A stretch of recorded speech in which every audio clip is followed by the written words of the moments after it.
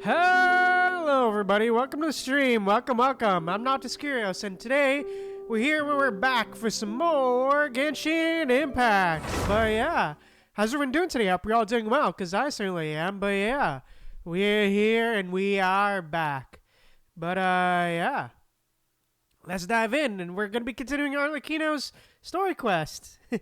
Yeah, for real. Yeah, sure, Celestial. Definitely ready for real. But yeah, we're gonna be finishing Arlecchino's story quest today. But yeah, let's go.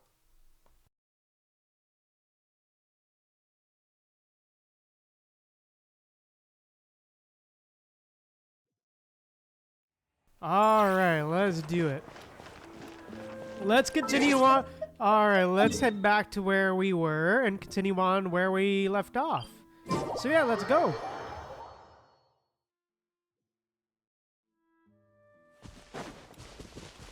Bring it! Alright, skating over.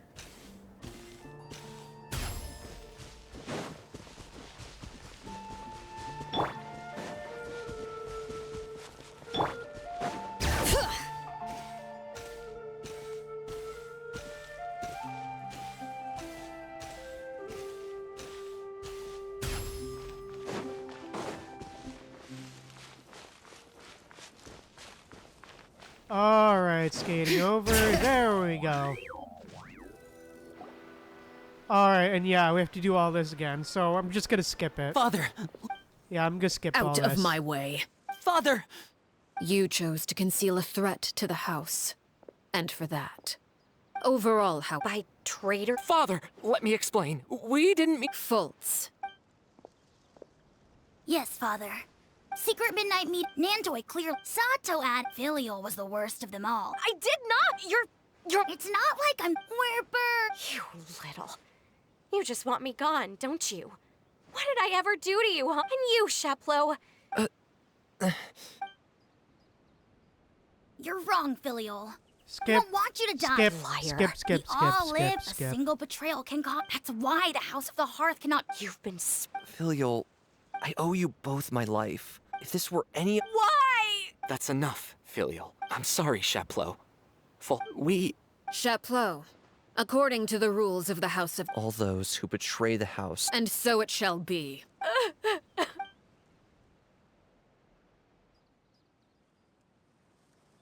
Yep. We all went through this before. Father! Yep. Please, wait! Something you want to say? Please, we all come from broken— But the truth is, none of us know what a real home should look like. I'm not saying I have all the— So please, Father. I agree with Linny. Father, please. Linny, you— I also agree with An order once given. However. Our weapons? Father, are you referring to a duel? Precisely.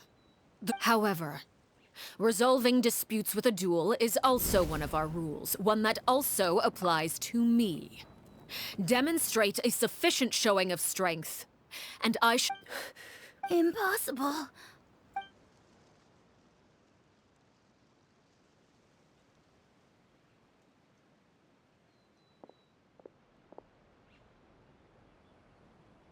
Man, I wish there was a skip button sometimes. Oh, I wish that. Oh, man.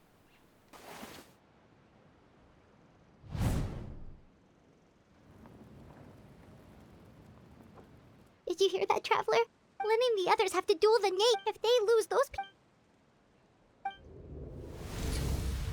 Don't you want to say a proper goodbye? Anger makes you impulsive.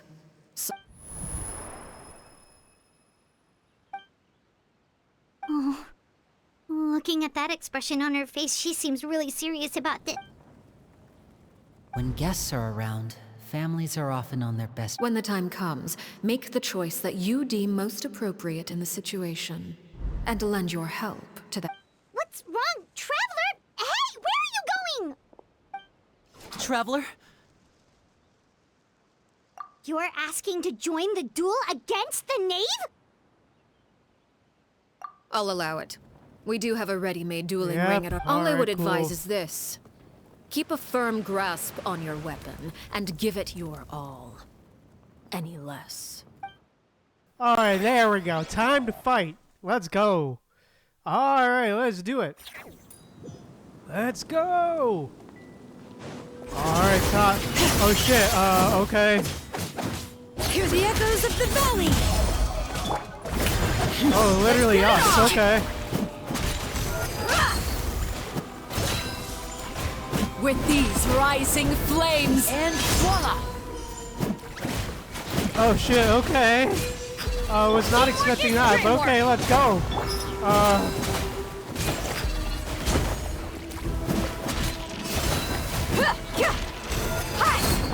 closer now.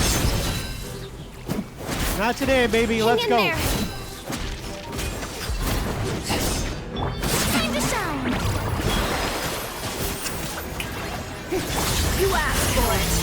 Oh, time! With these rising flames, God damn it, Jack suddenly jumped. God damn it. Whatever. Try to pace yourself.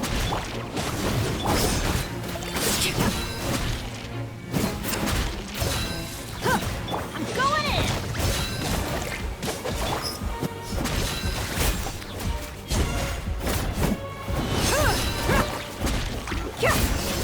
Come on. And voila! with the fall of darkness, destruction shall rise. Have a taste of purgatory.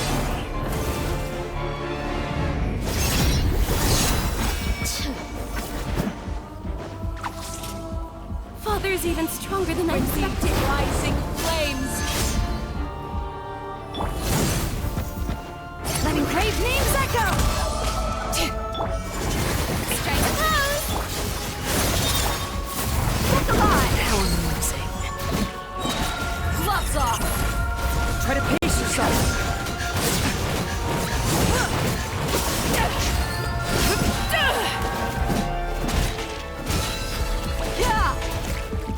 Ooh, the my music. Okay.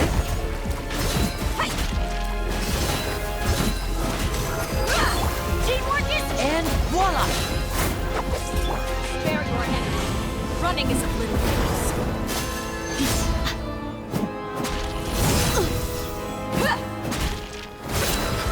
Is it my turn now? Buckle up! Hang in there!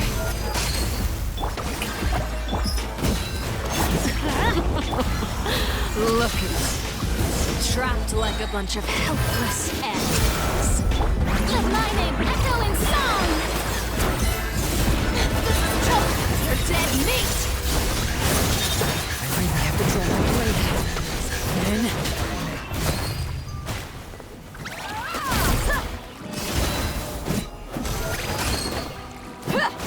I'm going in! With these rising flames,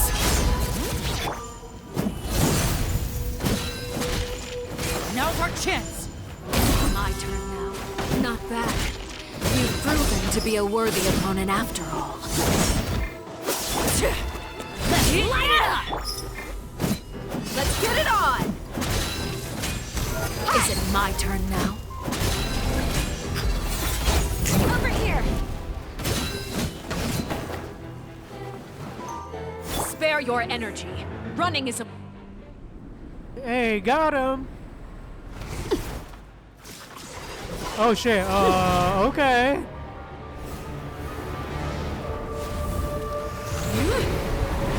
Oh shit.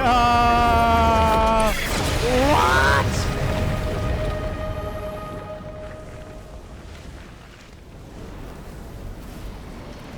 Oh god. Centered. Oh shit. Oh god. Oh fuck. Oh boy. Kindness has been seared away. My blade is all that remains.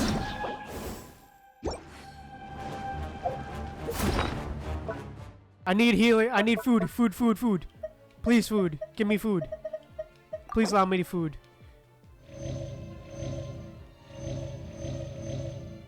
Alright, sure. Yeah, that works.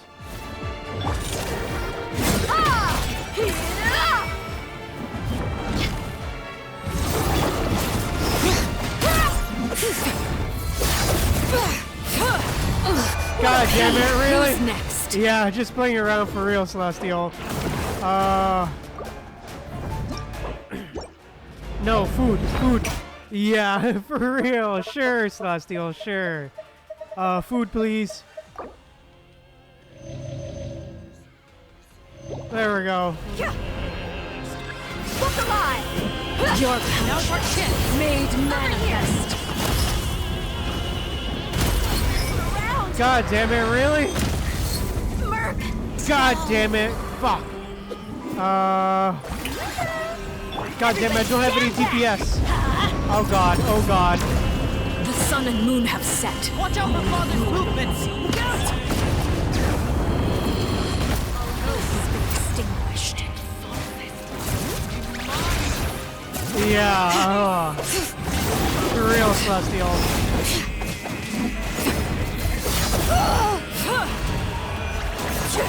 Now's our chance! Over here!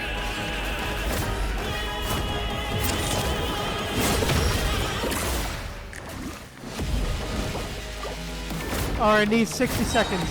Survive for 60. Survive for 60. God damn it. Still!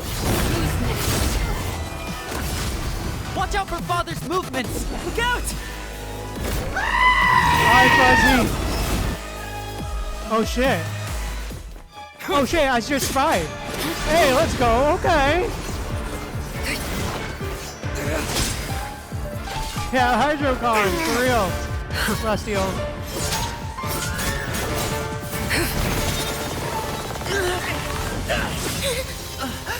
Hey, okay, let's go. Oh shit. You Yeah, should keep me know on better toes than for to real, crowd in Fuzzy. one place.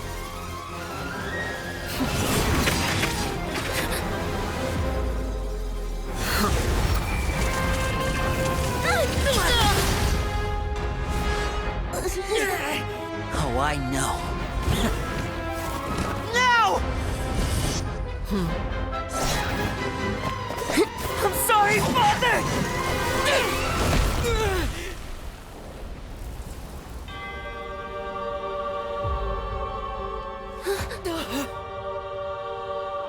Sorry for what? This pitiful excuse for an attack.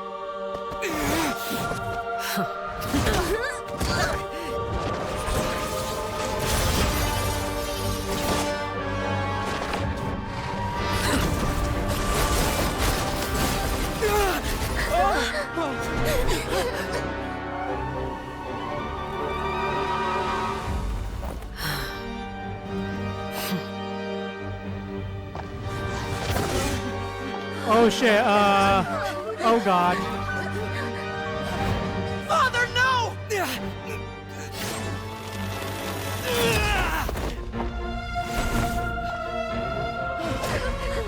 Made it out, did you? You're stronger than I expected. Hey yo,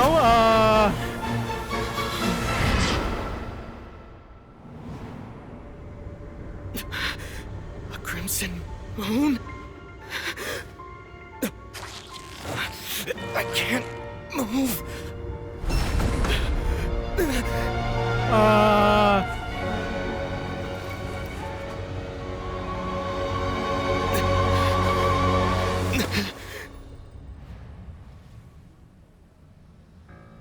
Still, not Ah. strong enough to beat me. Crimson Moon, huh? What about that? Not strong enough, huh?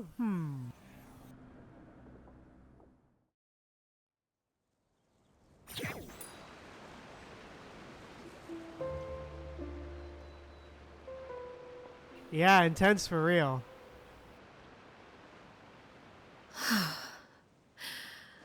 I believe we can end things here.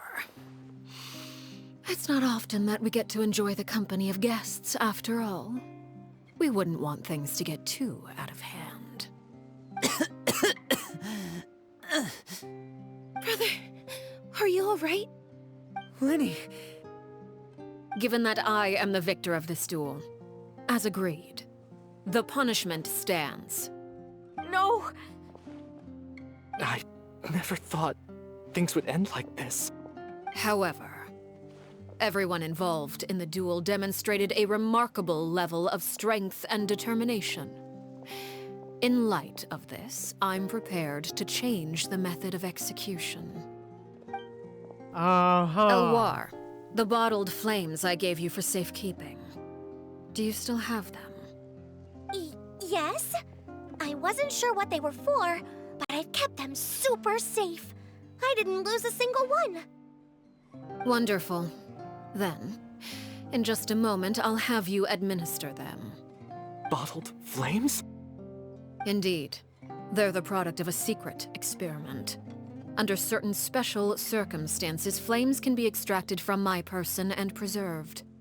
Once ingested, searing pain will spread across every inch of your body. No harm will come to you physically, but your memories will be burned away.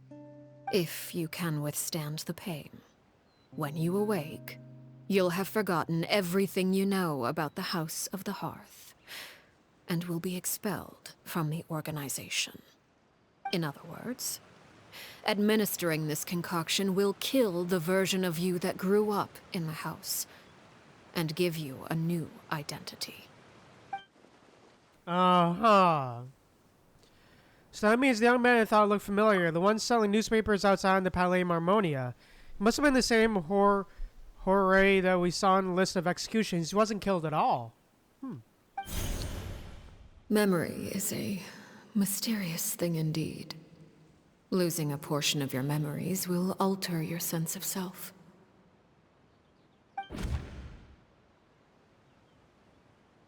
No, if my understanding of Nave is right, she really thinks of that as killing him. The Horay that lived in the House of the Hearth is dead. The one that remains is simply a normal person living out his life with his beloved.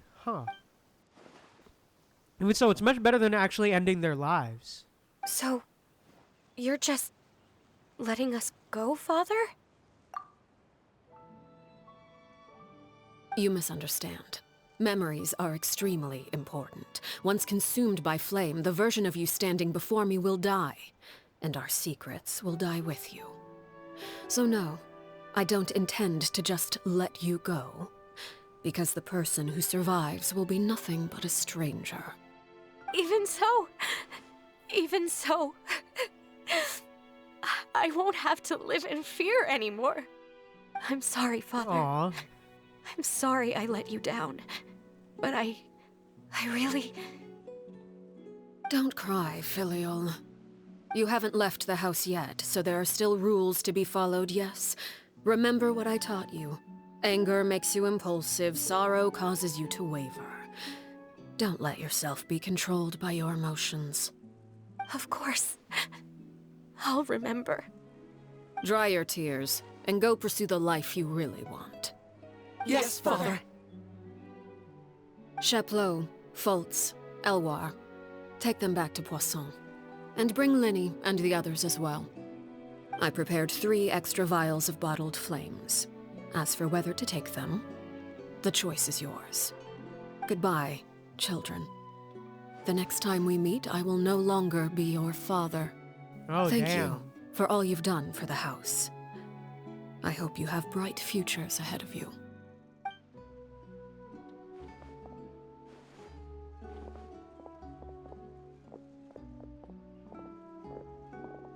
Father.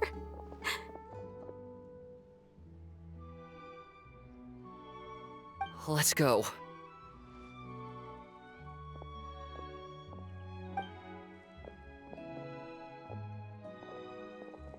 Here, grab my arm, Linny.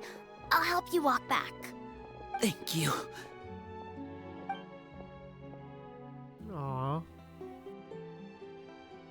Clairvy.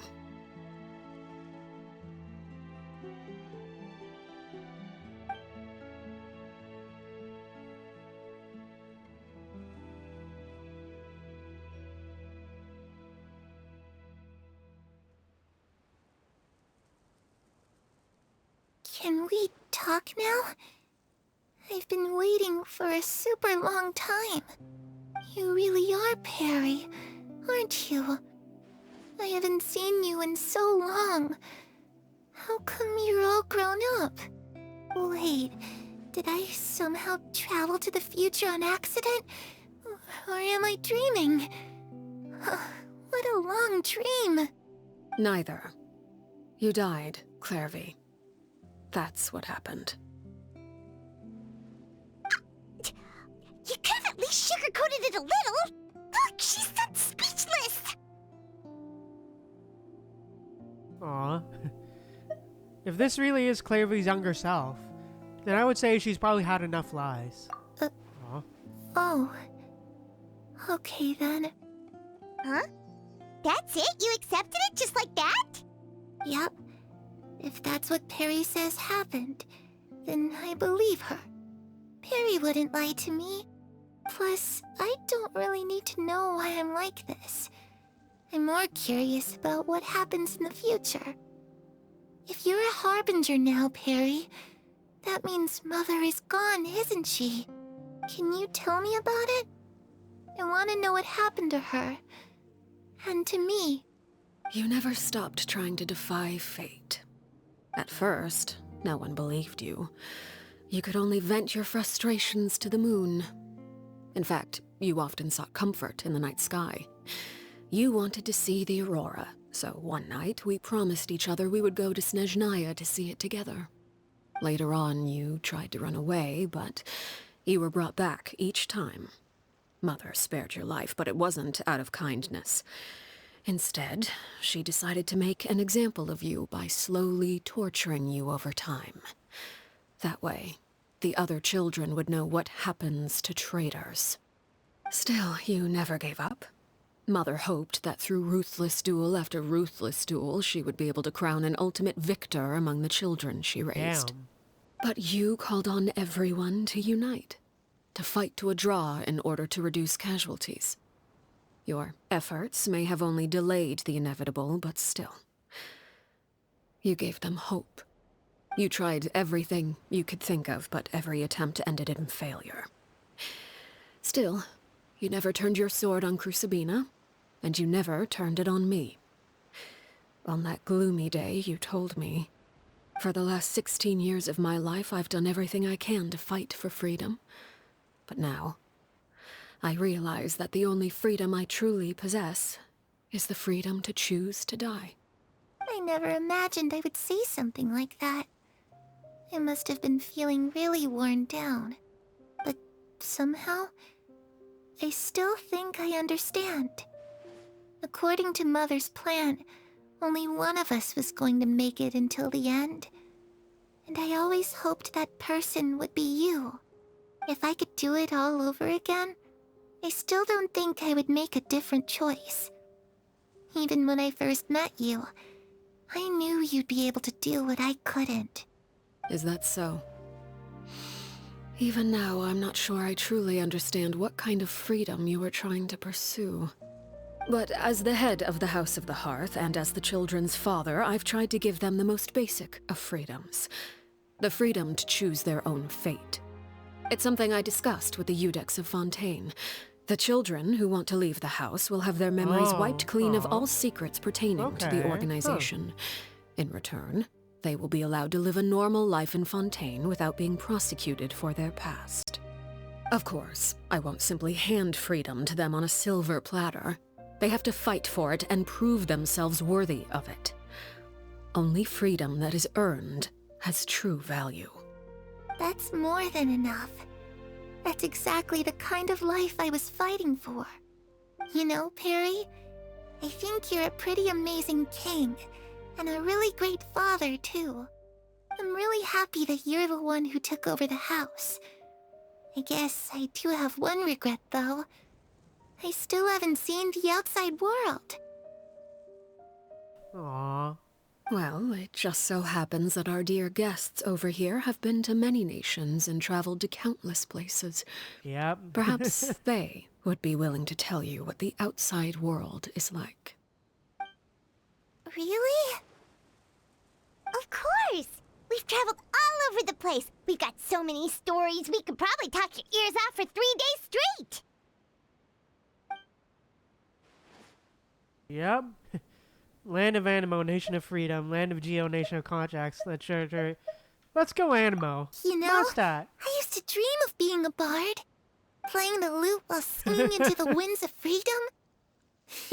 Even if there was no one there to listen, I would have continued to sing no matter what. Geo. Alright. Oh, we're going through all of them. That's where Mora comes from. I never knew that before. If I had some Mora, I would buy 3 new dresses. One for me, one for Perry, and one for Mother. It's just too bad Perry doesn't like wearing dresses. And Mother, well, she probably wouldn't accept something like that either. I guess I'd just have to keep them all for me then. I could wear a different one every day. Aww. Aww. Electro. Those yokai you mentioned, what do they look like? I once saw a drawing of this one guy with horns on his head and a super scary face. Are there any yokai like that? Oh, sounds like you're talking about an Oni. Yep, we've met one, and let Paimon tell you, they're not nearly as scary. Bruh. Ito. Dendro, Nation of Wisdom. I was always too afraid to skip Mother's fighting lessons. But at the academia, I bet you could do all sorts of secret things in class. Things that have nothing to do with studying. I'm just kidding. Being able to study whatever you want without having to fear for your life actually sounds pretty great. You tell Clairvy about all the various nations visit. Eventually, Conversation The returns to situation was Fontaine, super Nation of Home. dangerous. Lenny and Lynette were accused of committing a crime, and they were going to have to stand trial at the Opera Epicles. Oh no! That must have been hard for all of you. What happened next? Don't worry, we were able to turn the situation around super quickly. All thanks to Bruh. Detective Paimon, of course. Paimon. How'd you do that? Come on, tell me. Okay, so it was like this. After the failed magic show, we rushed to the scene and... Clairvy is listening really intently to Paimon's story about her attempt in Fontaine. She seems really happy, like all her troubles have been forgotten. Maybe this is the first time she's been able to truly relax, but I'm not sure how long this moment can last. Shadows don't have the capacity to learn or grow. Any new information they encounter is quickly forgotten over time.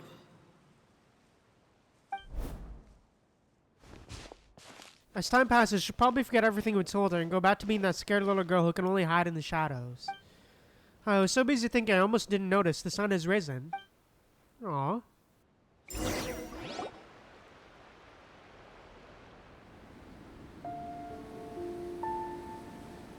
Clairvy, you've worked tirelessly Oh, from the cutscene. shadows to Aw. overthrow the House of the Hearth. Now, by my authority as the Knave, I shall announce how this matter ends. You are hereby expelled from the House of the Hearth. You are no longer tied to this place, nor are you bound by its rules. You're saying that I can finally leave? I get to experience the outside world as well? Oh, I almost forgot. There's no getting older for me. Still, seeing who you grew up to be makes me really happy, Parallel. Aww. Take care of yourself. Goodbye. May we meet again someday. Yeah, for real. Aww.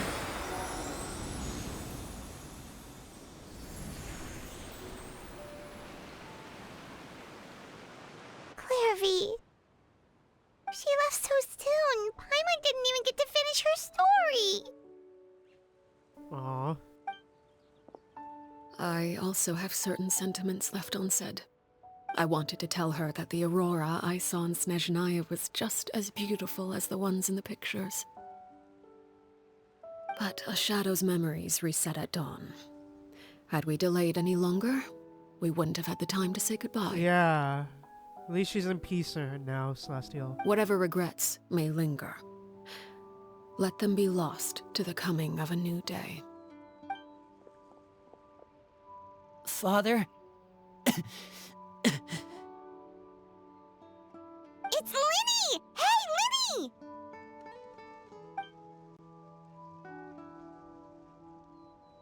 What is he doing back here? Let's go check it out.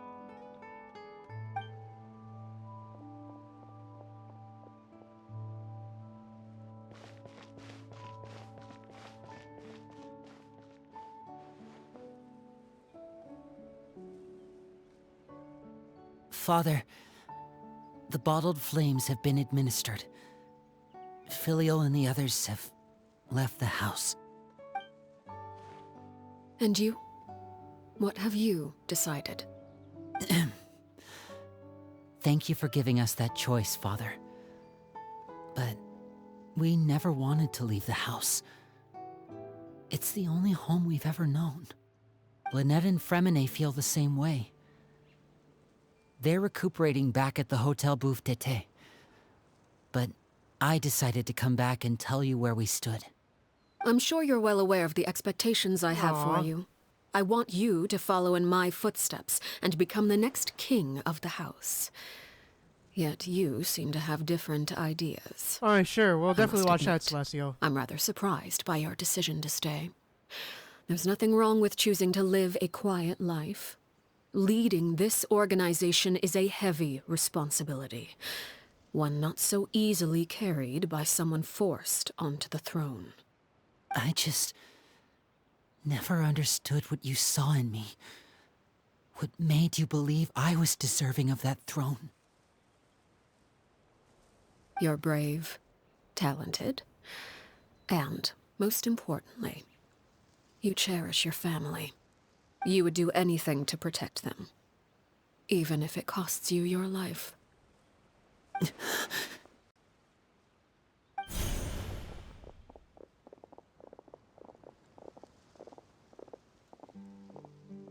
Speaking up back there was so brave of you, Linny. It's all thanks to you that we were able to convince Father to back down. You're a hero, Linny. Hero. Aww. Father is the real hero. Had Father gone all out during the duel, there's no way I would have walked away with my life. She must have had it all planned from the beginning, from the very moment she suggested a duel. I'm not deserving of that title. I'm not strong enough or smart enough. You're wrong.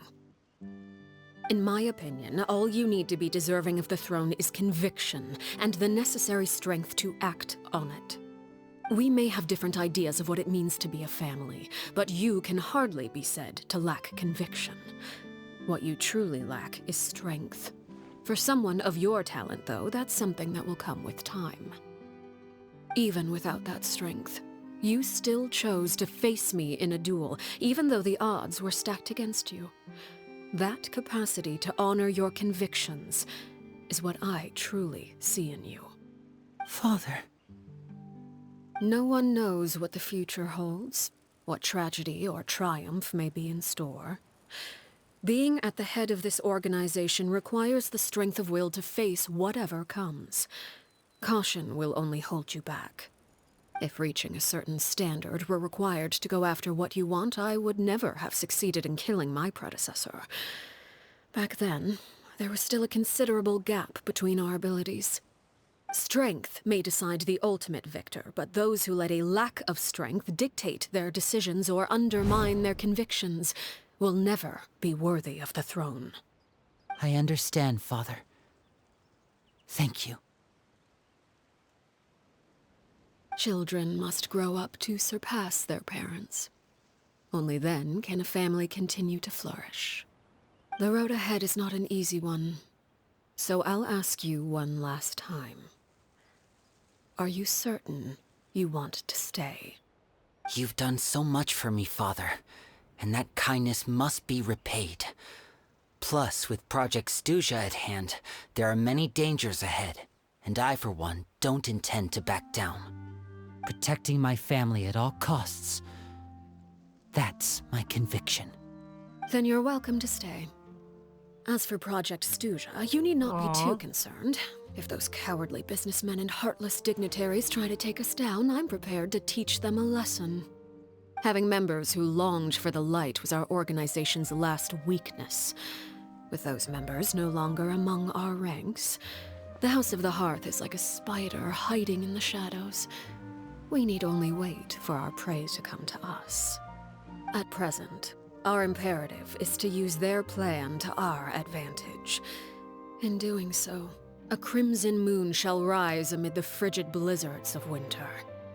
No demonstration of loyalty shall go unrewarded, and no sacrifice shall be in vain. As for the two of you, whether we meet again as friend or foe, I'll remember the camaraderie we shared in this moment. No matter how arduous the journey ahead, I hope we both reach our Crimson desired Moon, huh? destination.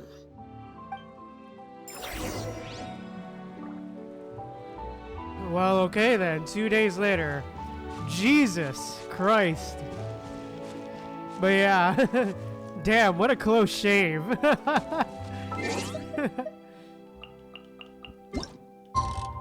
Jesus. What a close shave, man. Yeah, interesting lore for real, Celestial.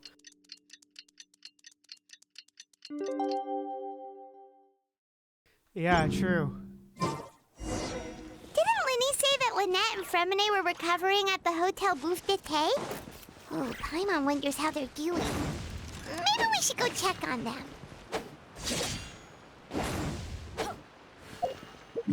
Alright, let's go. Let's stop by the statue first.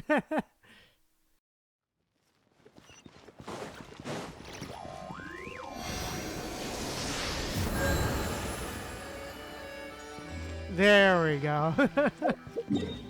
Alright, let's keep going.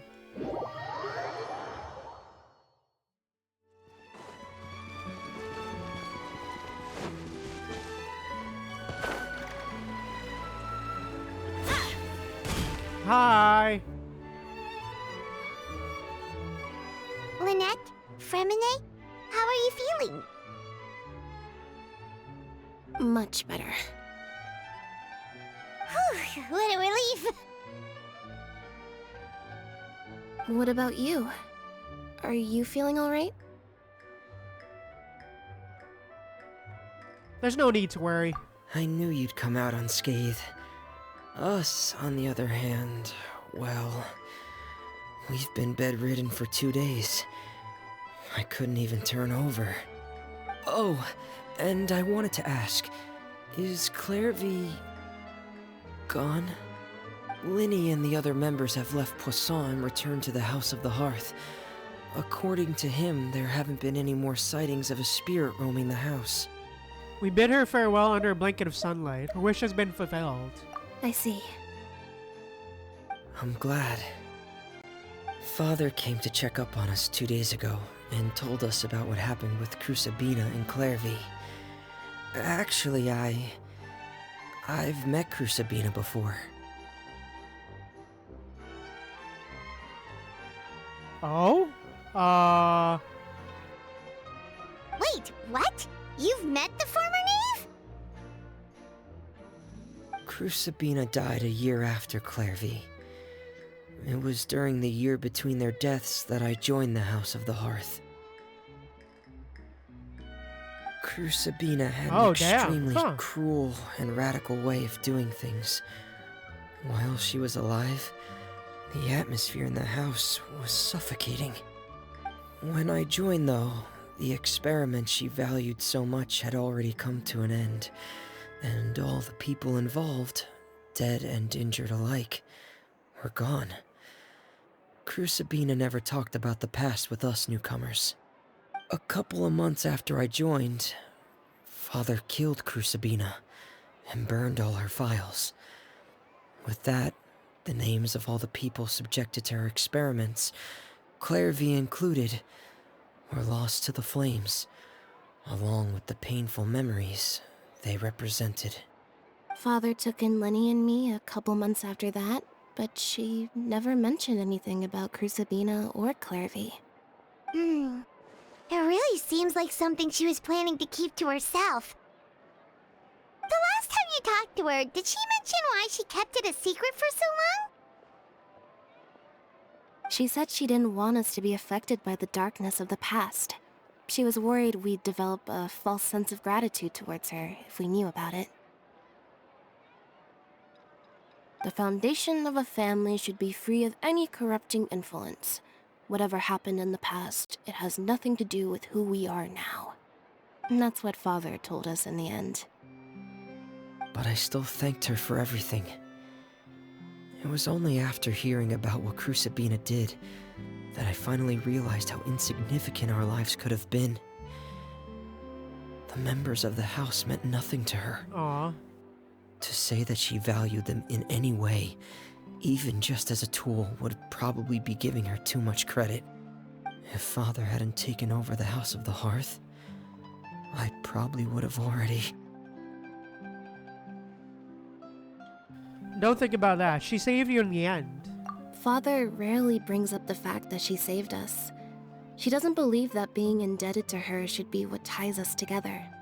But even if we didn't owe her anything, we would still choose to stay. Because this is our home. We may have arguments or times when we feel wronged. Some people may even choose to leave. But as long as Father is here, we will always have a home. Whether the path before us is bathed in sunlight or shrouded in shadow, we'll follow Father wherever she chooses to go. So I wanted to say thank you for helping us make it through this crisis. Without your help, we could have lost a lot more along the way. Oh, we didn't do anything, really. Yeah. We really didn't do nothing, really. Just invite us back as guests and we'll call it even. Of course. You're welcome anytime. Are Filio and Nantoy okay? I actually saw them at a cafe this morning. They didn't recognize me. From what I could tell, they were drinking coffee and talking about one of the operas that started running recently. They seemed happy. If I had to take a guess, I would say they finally found the kind of life they always wished for. Aw, that was nice. When the hearth flame goes out. Aw, that was a nice ending. But yeah, wow, quite a story for real.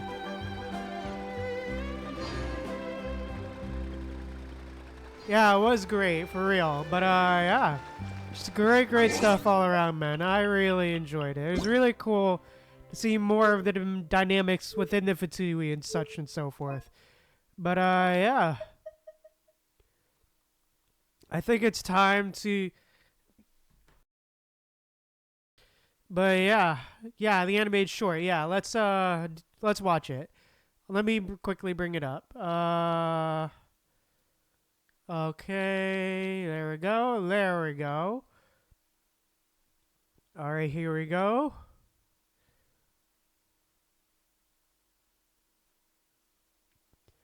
All right then, let's watch it. Let's go.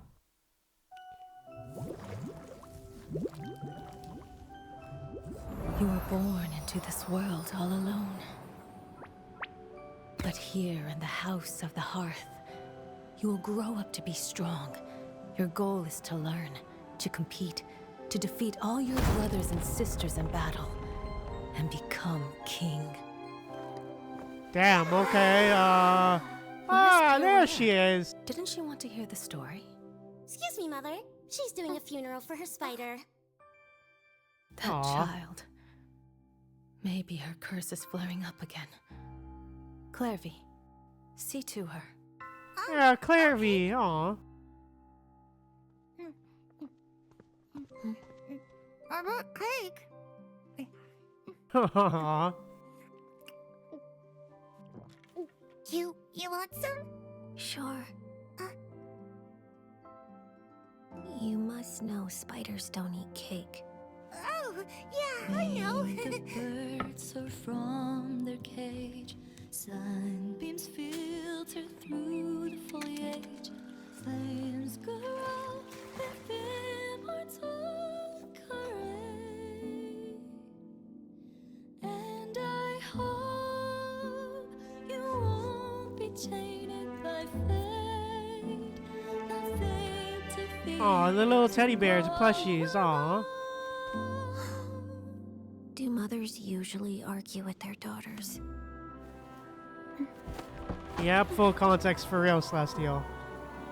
I heard that in Snezhnaya, colored light dances in the sky at night. When we're grown up, shall we go see it together?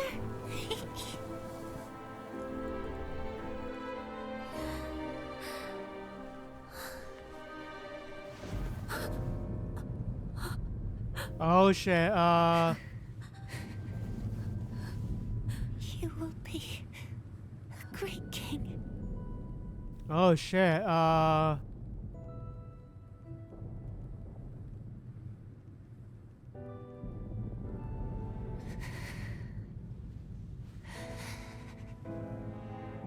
sorry. Thank you.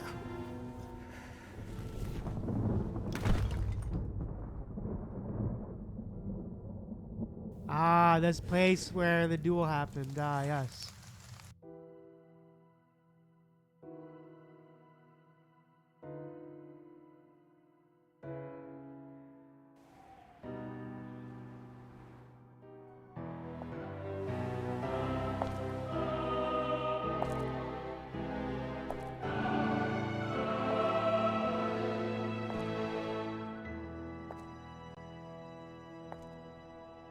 I should have pruned this flower long ago, not waited till it wilts. How grotesque. Wouldn't you agree?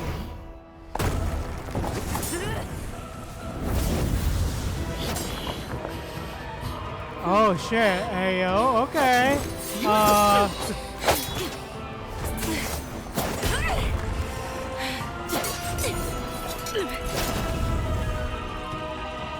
Innocence and kindness are such beautiful qualities. Sadly, they're all so useless!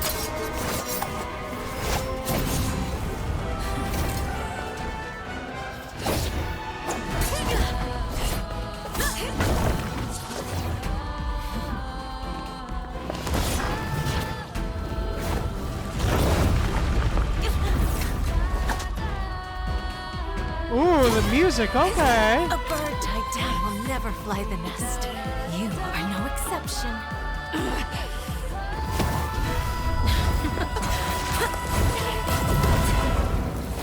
Ice versus fire, cryo versus fire. Oh, pyro, okay. Stay awake, don't fall asleep. The way is long and the gloom is deep. Embers glowed in the earth. Still Surrender. Let your mother guide you, and you shall become the one true king!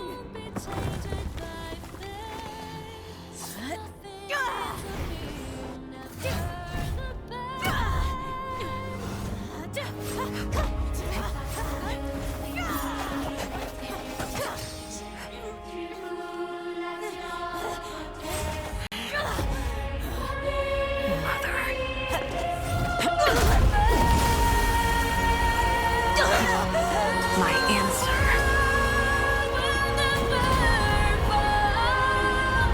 Oh shit, yeah, yo. Is no.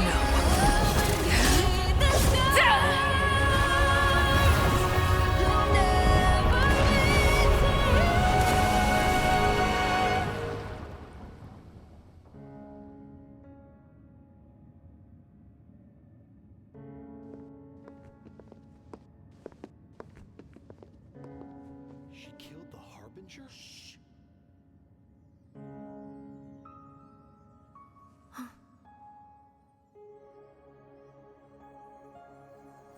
Now it's Snezhnaya, huh? Her Majesty the Tsaritsa has decreed as follows. I hereby pardon your crimes and bestow upon you a new these name. guys, huh? This title Hey, and its legacy Cappuccino! of bloodshed are now yours to bear, my poor, mad, cursed knave. And Pirlo guy. Piero, I think. Piero. Yep. Yes, Celestial. Come with me. I will raise you as my child, like a strict and unfeeling father. Okay, huh. Interesting. Huh, that was really interesting. That was really cool. But, yeah. Wow. Music there was great. Damn, lots of backstory. Yeah, it definitely makes some more sense for real, Celestial. Yeah, definitely makes a lot more sense for real. But, yeah. Definitely some great stuff. But, yeah, definitely a great quest. I really enjoyed it. But, yeah, wow, that was such a sick quest, man. I loved it. Oh, dude, that was amazing. Team, assemble! As for what's next, let's see. Let's start Clorinde's quest then. Silent Night. Let's do it. Okay, oh, it didn't track it. Oh, nice. I'm glad you like it.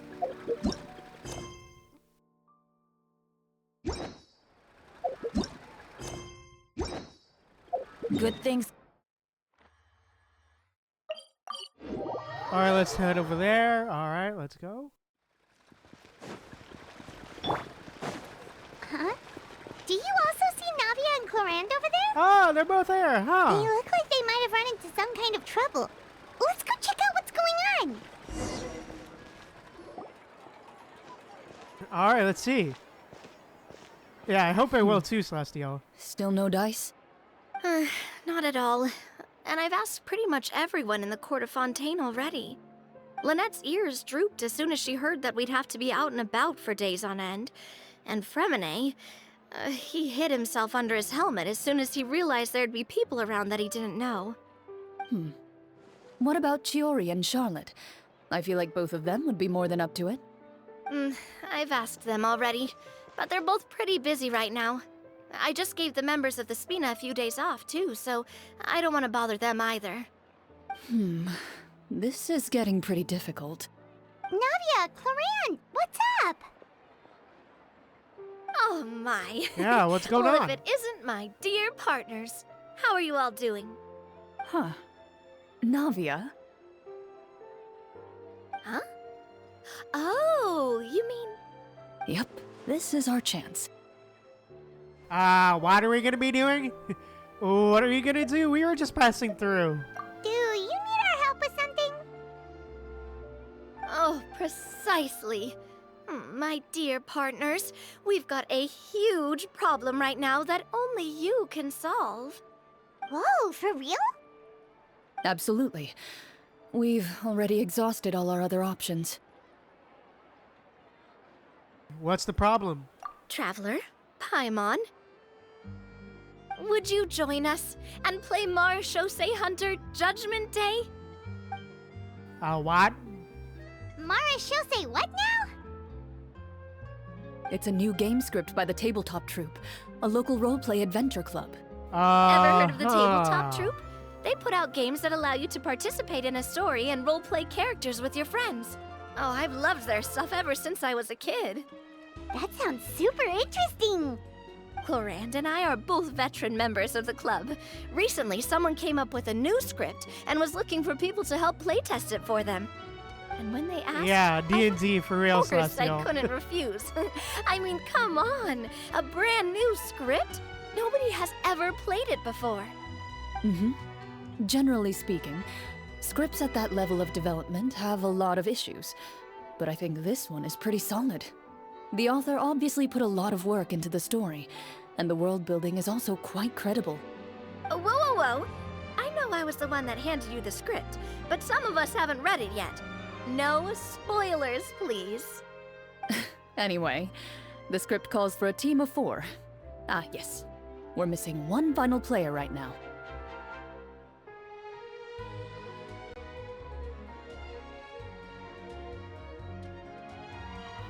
You're right, that's a big problem. So, you're saying you'll help us out? Oh, I knew I could count on you, partner. Paimon and the Traveler are kind of a package deal. Is that okay? That's not a problem. I'll adjust the pace based on the actual number of players, and ensure that everyone has a good time. Well, Traveler, what do you think? Wanna play? Paimon will follow your lead. I always help a friend in need. Yeah, let's go. That solves our problem. You have our thanks. Woohoo! I'll go grab the script manager from the club right away. The script manager? Didn't you just say that you gave Clorinde the script? The club introduced a completely new kind of gameplay for the script. In this iteration, the Game Master's version of the script is incomplete. The script manager provides the next part of the script only after players have completed the current list of objectives. On top of that, in order to increase player immersion, the club has created some of the story's sets and scenes in real life.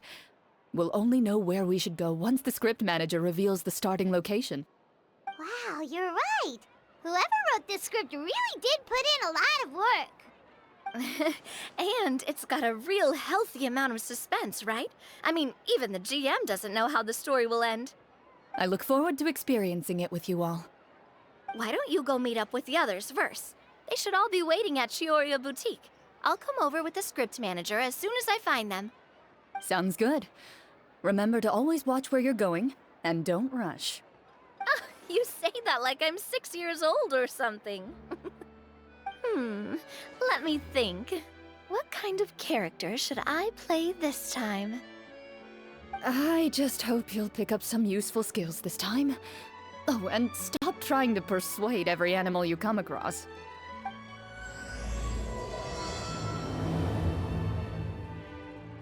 Silent Night. Hey, let's go. Alright, let's go.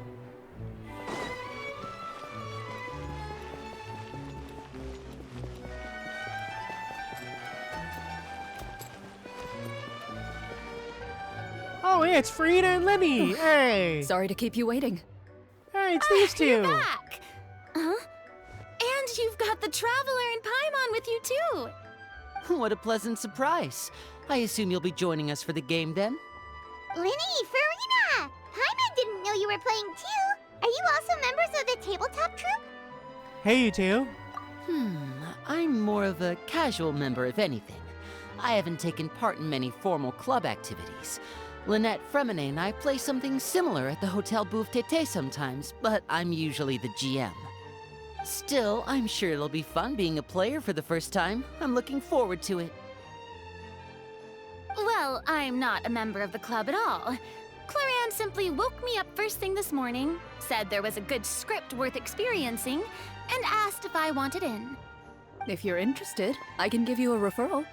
That should give you a 40% discount on membership fees.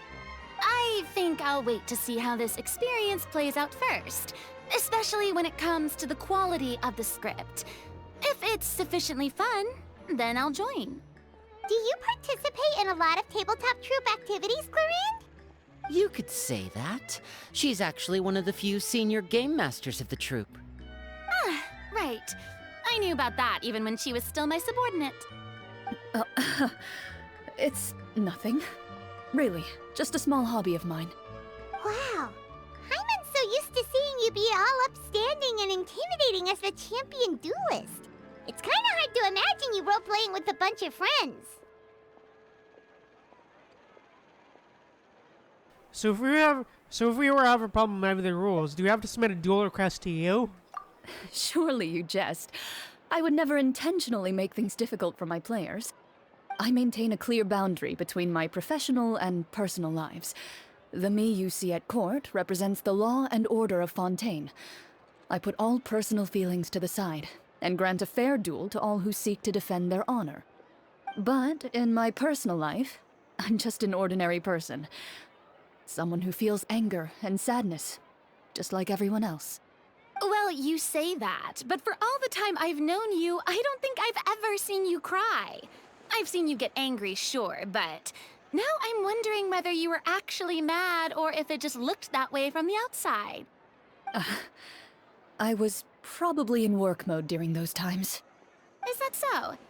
Well, in any case, I just feel like even in your personal life, you don't get emotional very often.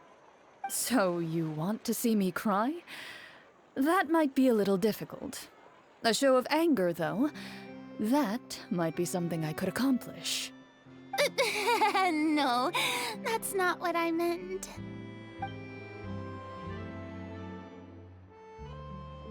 Yeah, low for real, Celestial.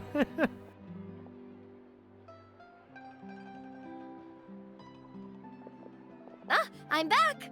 Here, allow me to introduce you to the script manager, Mr. Florian. Pleasure to meet you all. Hello. Man, what an outfit! Wait, are you a champion duelist too, Mr. Florian? Oh, no. This is just the costume provided by the club. I occasionally play a few of the roles in my scripts. That sounds like a lot of work. It's nothing. It's the least we can do to give the players a more immersive experience. Anyway, allow me to give you a brief introduction of the script. This script was adapted from the real history of the Marashose Hunters. You all will play the role of hunters from a bygone era and resolve a series of events unfolding in the capital. Paimon's not super familiar with the history of the Marashose Hunters. Is that a problem? Oh, no problem at all. I can give you a brief rundown. So, basically, Marashose Hunters were people who dedicated themselves to hunting monsters and protecting the city by using a special swordsmanship technique passed down over generations. Their story can be traced back to the ancient Remurian dynasty, as well as the first hunter, Cassiodor. But I'll leave the finer details for you to seek out and discover later. Mm-hmm. And I'll provide additional commentary as the story progresses. In that case, brave hunters, are you ready to set out on an unknown adventure? Whoa, just one sentence and it's like we're in the story already! Aha, I see many a determined gaze before me. Very well, head over to this location and begin your heroic journey. So, as we follow the story, it leads us to specific scenes? Ooh, sounds pretty innovative. What does the message in the envelope say? It's the exact location of the scene, as well as the formal permission to use the venue. Seems like they have everything prepared. Please check all your belongings, everyone, and make sure you haven't forgotten anything. Once you're ready, please follow me to the designated location. Sounds good. Hunter Squad, move out!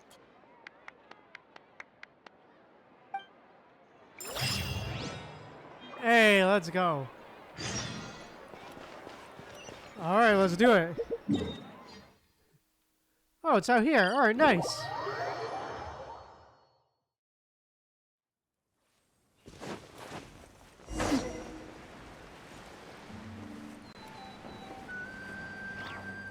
Oh?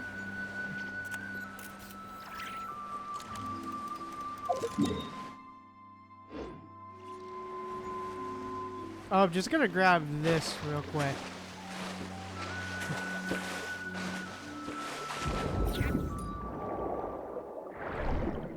If I can.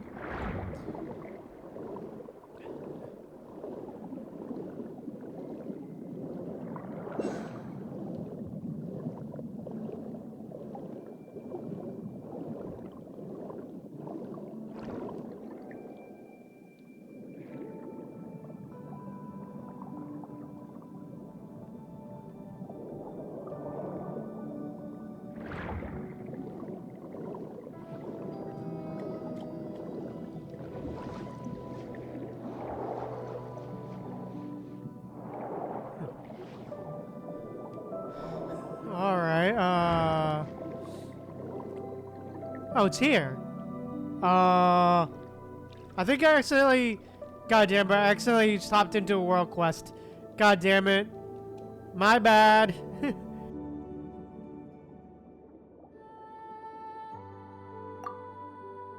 Oh, Oceanid.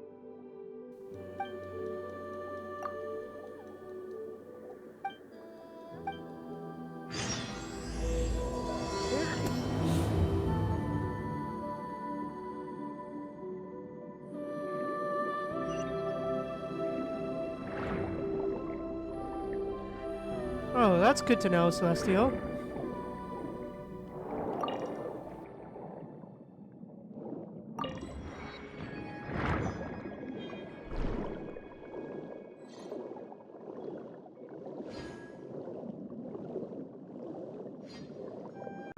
Sorry, but I gotta go.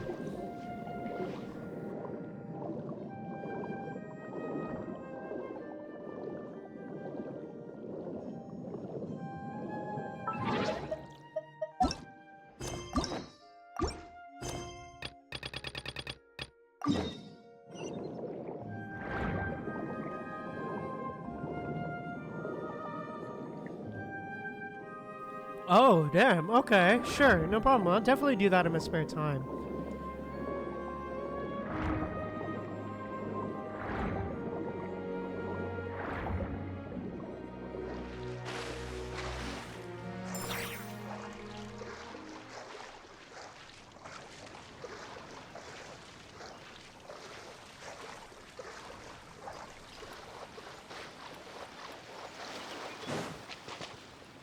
Are we here? Whoa. They really have thought of everything. Yeah. Even the thanks for real, phaetometer is here and Celestial. ready to go for us.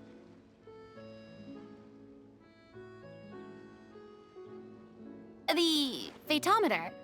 What's that? It's a card that's used to determine action success or failure. We'll need to use it when we try to use certain skills. And what about all the dessert and tea? Is that for us as well? That's what the message said. Oh, really? That's so nice. It feels just like a tea party with friends. Those snacks have Paimon's name written all over them. I think you might be more of a snack hunter than a Marachose hunter, Paimon. Snack Hunter Paimon reported for duty. If there are delicious snacks to be found, Paimon will track down every last one. The desserts are great. But I'm still looking forward to the story more than anything. Very fair. Then, let us begin.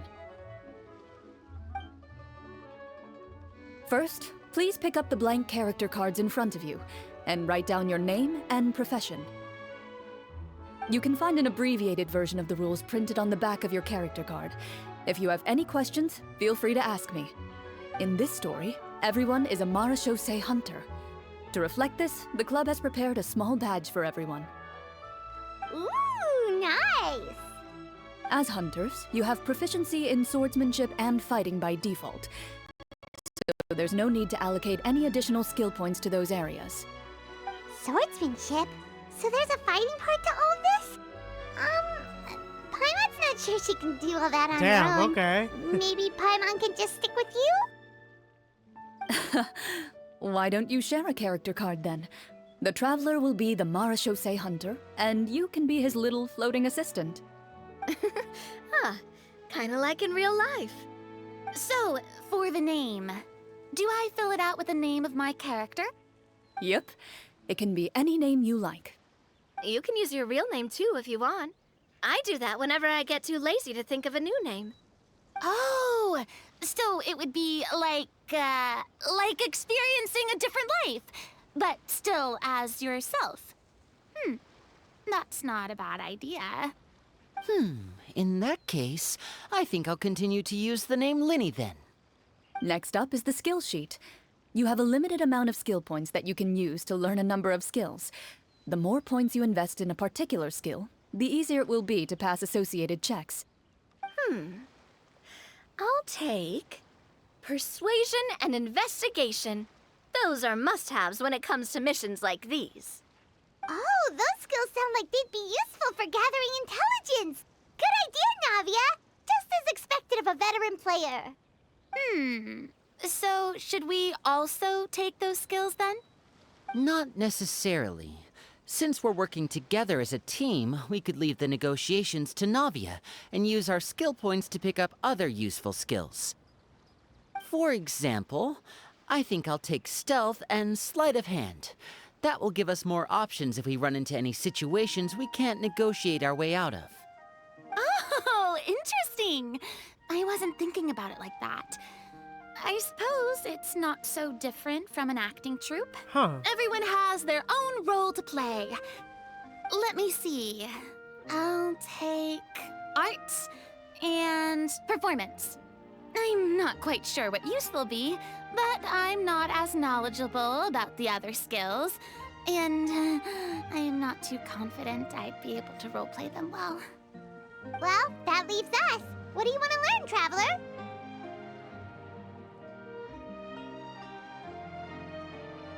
Let's learn medicine and So you insight. want to help people when they're injured. Hey. That's nice of you. And insight. Let's go. Oh, something that'll help you get a read on other people's thoughts. Sounds useful. So what do you think? Are you sure you want to learn these 2 skills?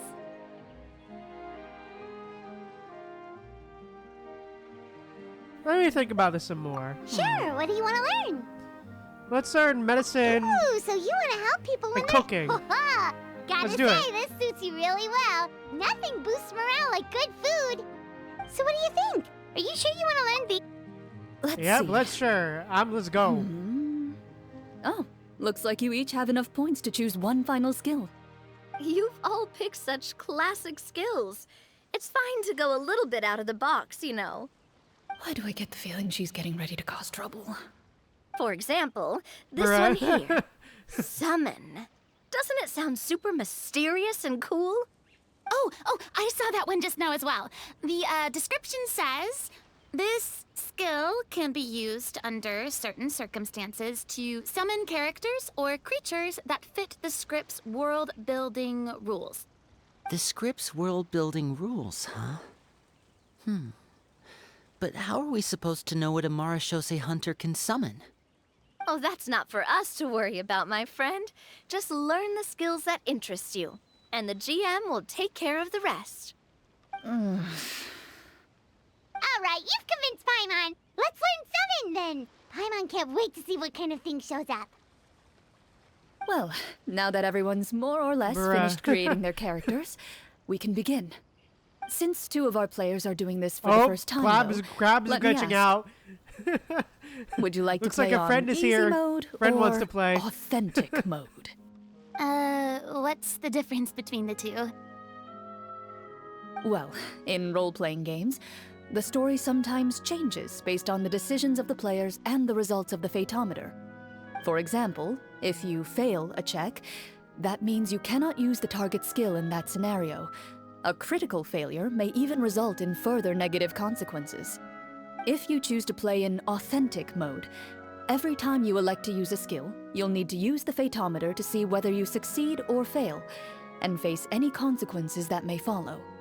If you choose easy mode instead, every check will be successful by default, and you won't have to worry about luck playing a factor.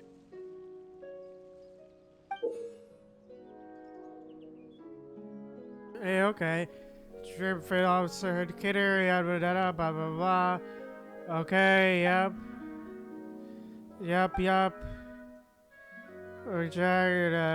Okay, cool. Given that I'd like to focus on the story, I suppose I should pick easy mode. I'd feel bad if I brought the team down by failing my checks. Huh? Oh, come on.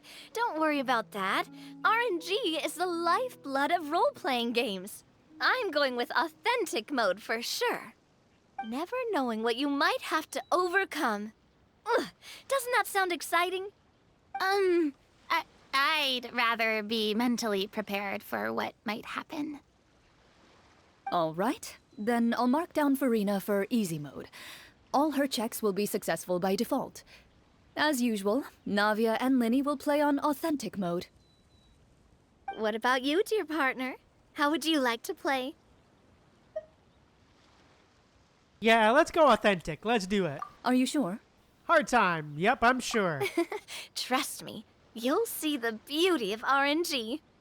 Honestly, I don't think Clorinde would make things too difficult for us no matter what the phaetometer says.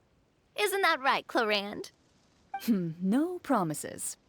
That wasn't super reassuring. Well, anyway, enough talk. Let's get started. I want to experience at least a good chunk of the story today. Speaking of the story, why is the beginning scene on a beach? Well, that's because...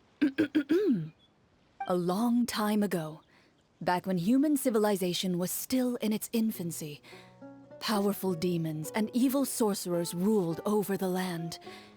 They created a host of monsters and sent them to slaughter all humans in existence.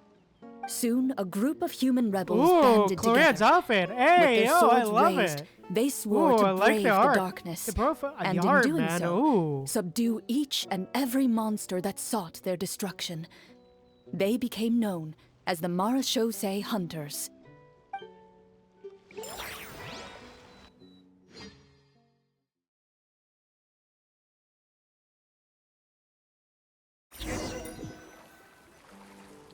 Yeah, for real. Yeah, agreed, Celestial. Sometime later, as a member of the Marachose Hunters, you receive a commission. Following the address provided on the message, you take a boat and arrive at this strange city. As you inhale, you can taste the slightly salty air of the docks as you begin to survey your surroundings.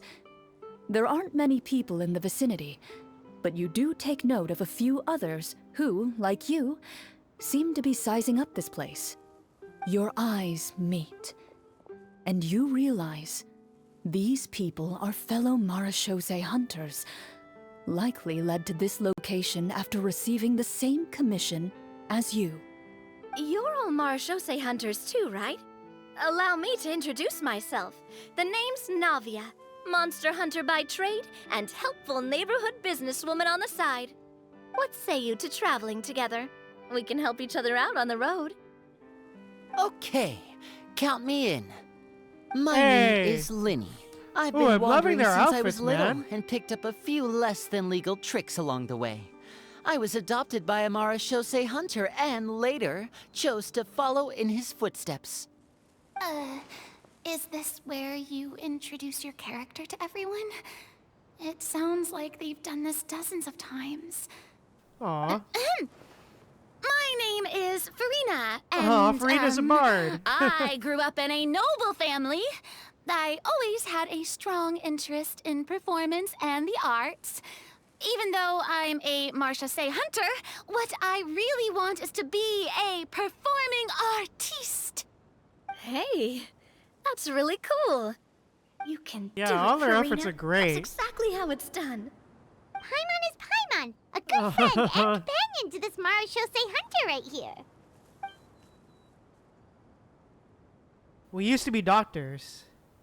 I've been studying medicine Hey, ever since Traveler I was a voice. child. I want to do my part to eradicate these monsters and use what I've learned to heal others.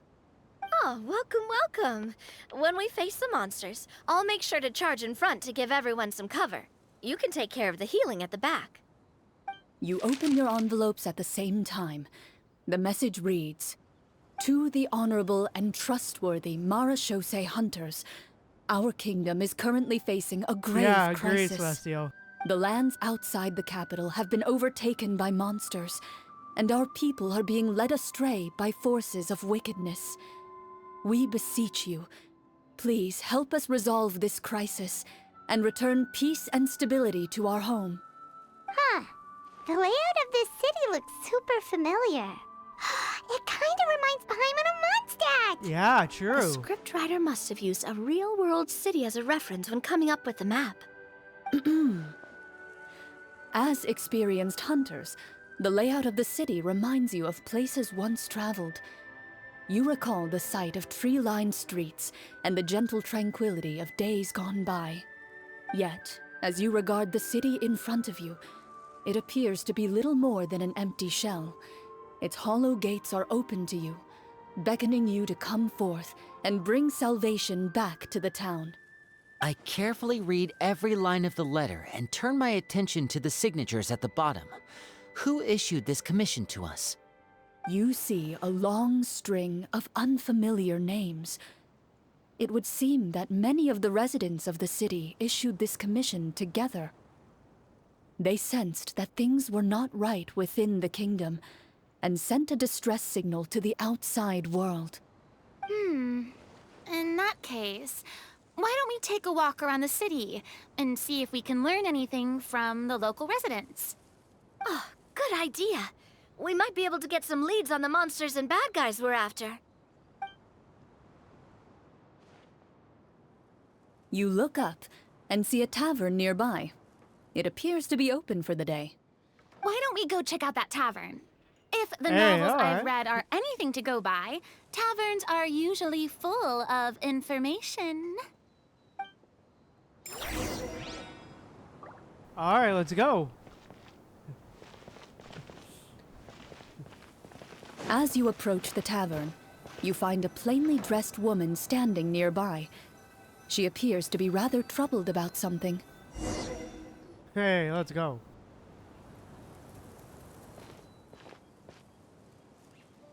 Greetings, friend.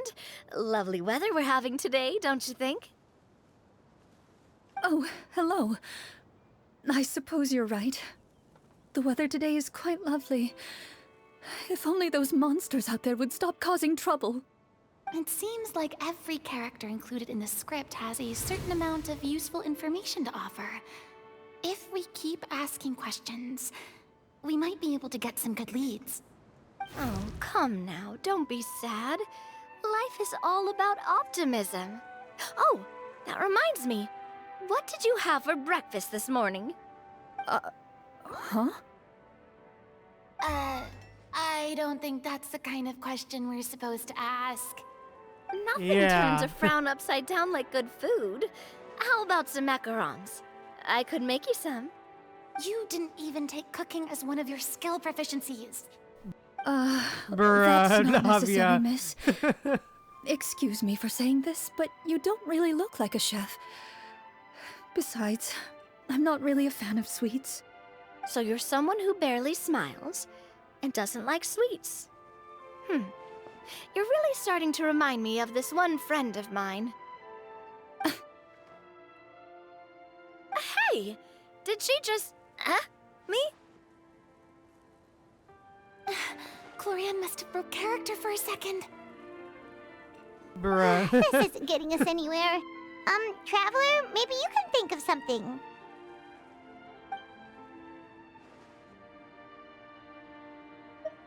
Any help here, Lenny?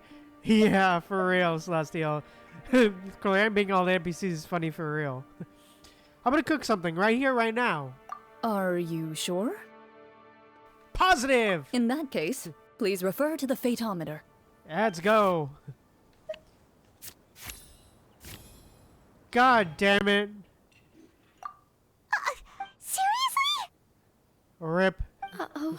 A critical failure. God damn it.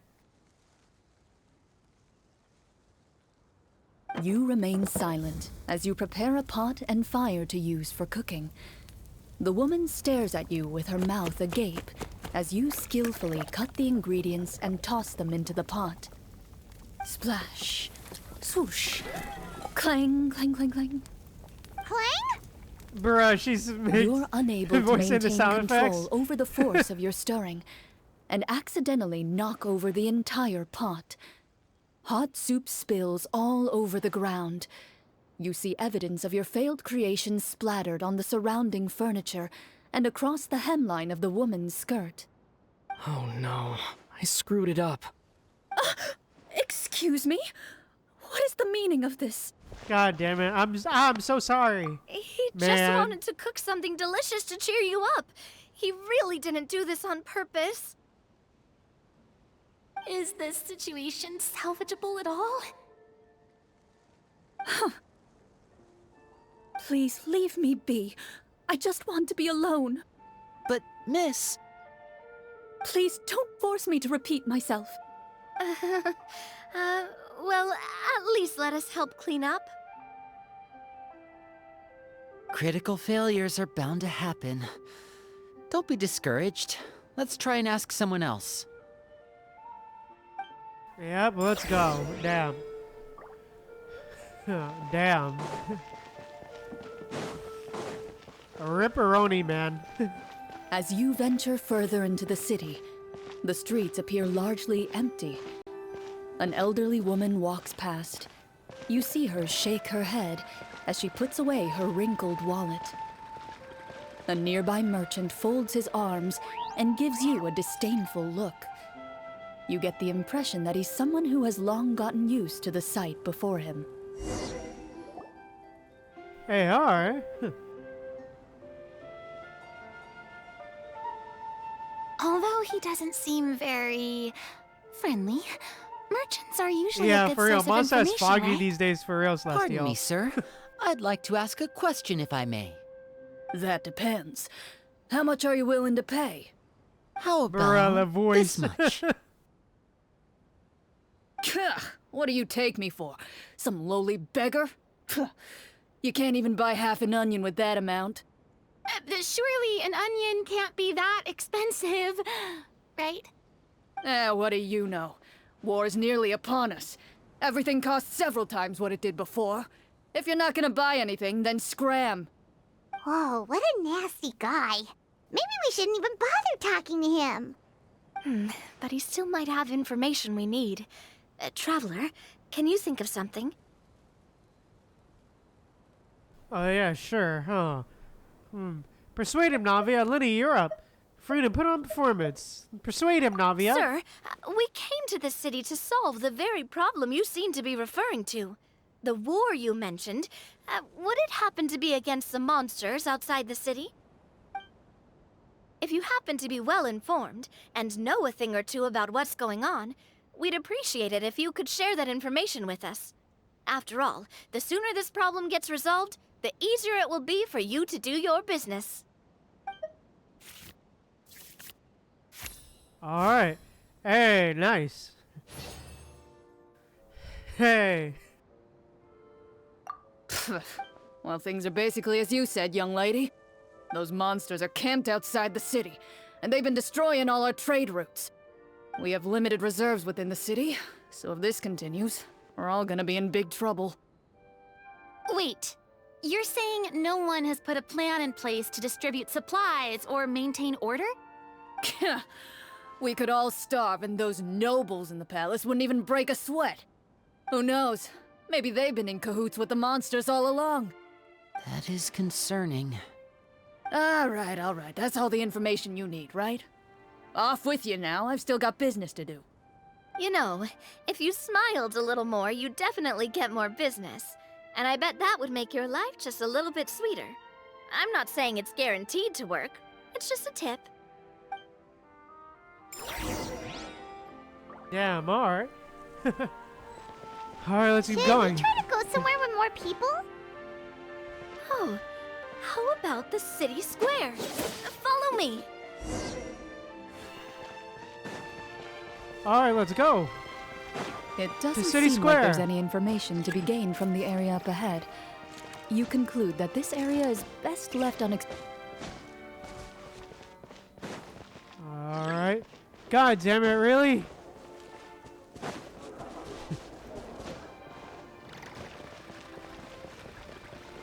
Before you lies the city's central square. You see a man with a slightly anxious look on his face, pacing back and forth, his head hanging low. Hey, He doesn't alright. seem to notice your approach. Still immersed in his own thoughts, he shakes his head and lets out a long sigh. This guy seems promising enough. Maybe I can get some information out of him.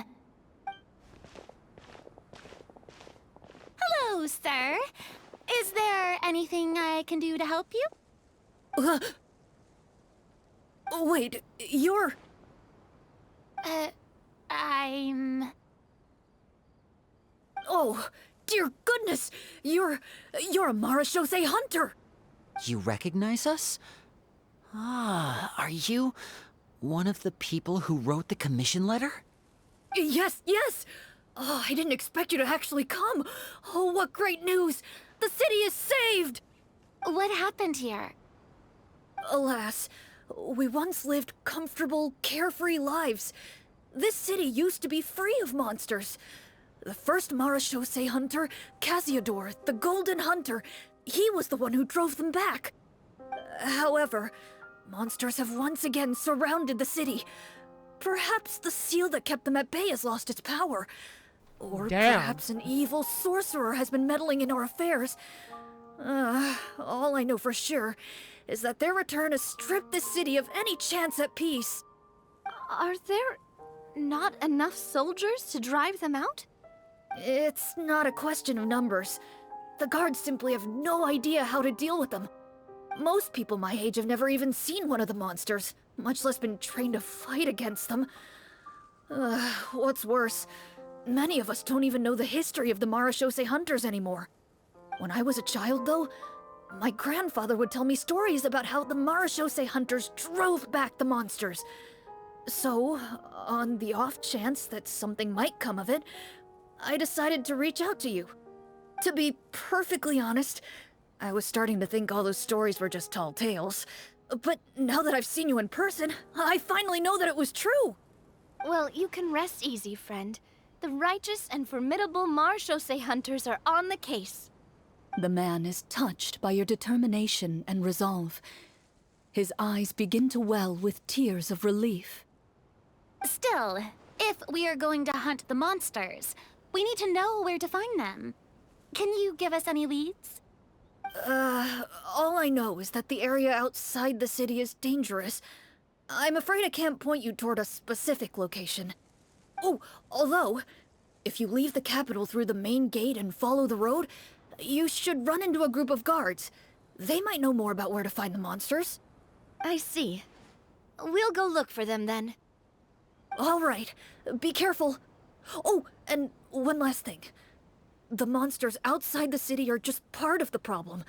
There are evil sorcerers inside the city as well, so be on your guard. They're actively working with the monsters, and have corrupted the court ministers with malicious magic.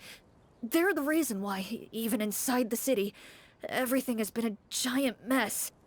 Even one of our kindest ministers has turned into a boorish and unreasonable figure, interested in nothing but enacting laws that exploit the people.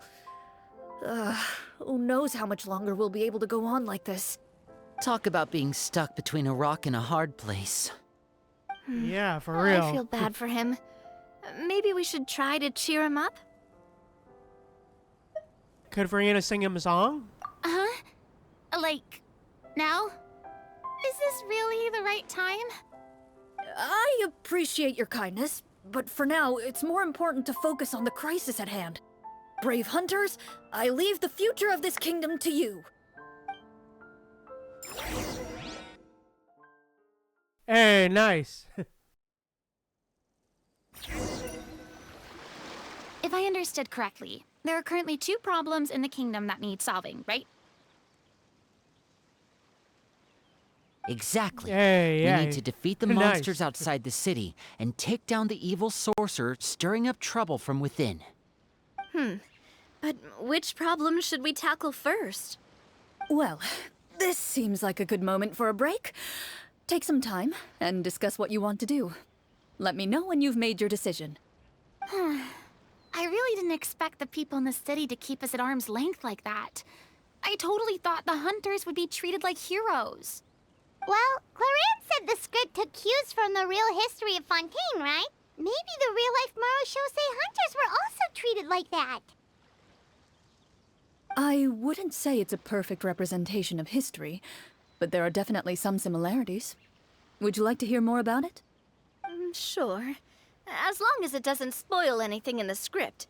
You've brought up bits and pieces of the hunter's history before, but it was all in passing. Paimon wants to know too! The hunters were super powerful, right? Were they all from a special line of supernatural beings or something? Kind of like the yokai in Inazuma? No. All Marachose hunters were ordinary mortal fighters. The only thing that set them apart were the special sword techniques passed down over the centuries. Huh? So you mean anyone could become a Marashose hunter? In theory, yes. All you would need to do is survive the rigorous training and master the swordsmanship techniques required to fight the monsters. Still, most people dropped out at the early stages, and others called it quits the minute they saw a monster in person. To become a hunter, you must be strong in both body and mind. What kind of monsters did the hunters fight exactly?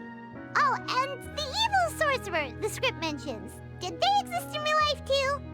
The land of Fontaine once played host to an ancient dynasty known as Remuria.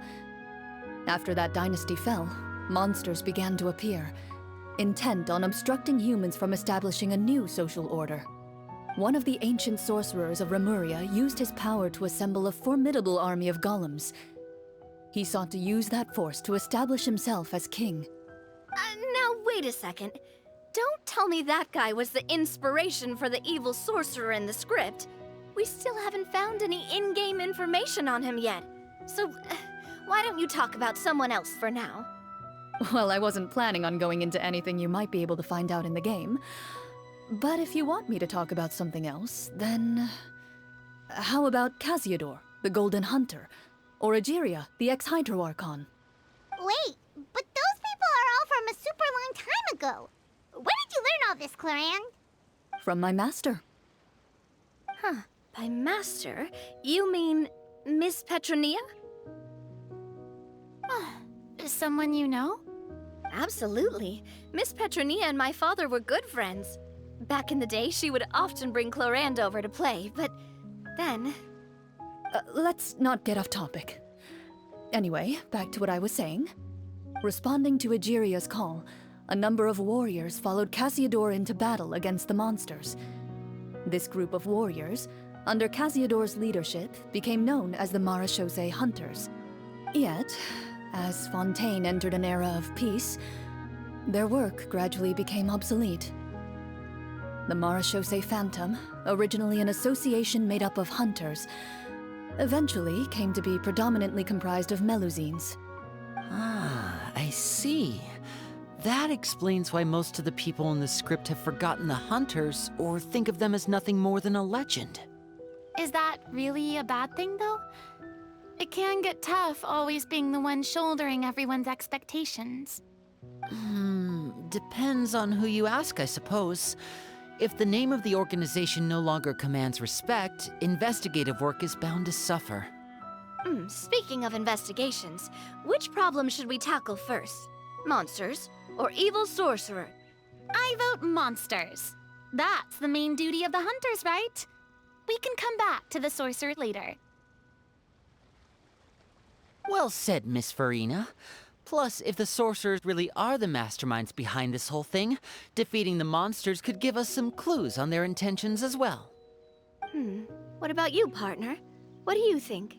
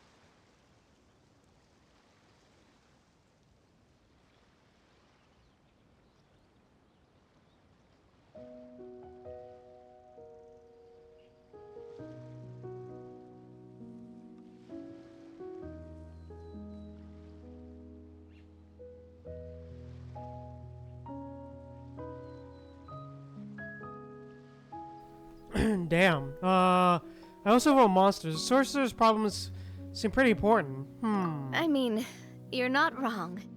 But those characters are usually the ones pulling the strings behind the scenes. More often than not, they're very formidable opponents. Going after them now might be jumping the gun a little bit. Yeah, true. We don't want a total party kill on the first day, right? With Clorinde as the GM, I wouldn't rule out the possibility. Yeah. You've persuaded me. Then it's settled. Let's go hunt some monsters. Alright, let's go. Alright. After some discussion, you decide to turn around and head out of the city. Alright, let's go.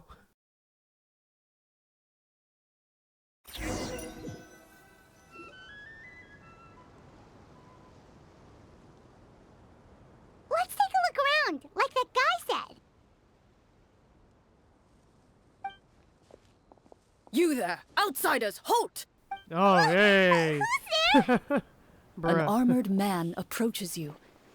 He has a tall, muscular build and a determined expression in his eyes. Just one look, and you can tell he's fought in his fair share of battles.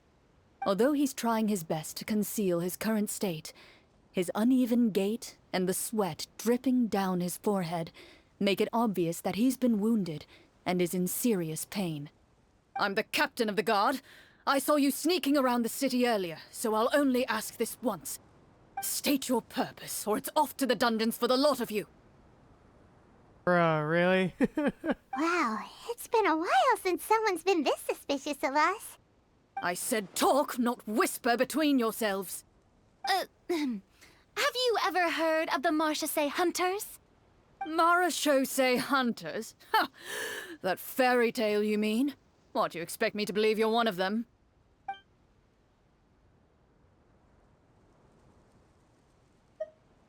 We're counting on you, Navia.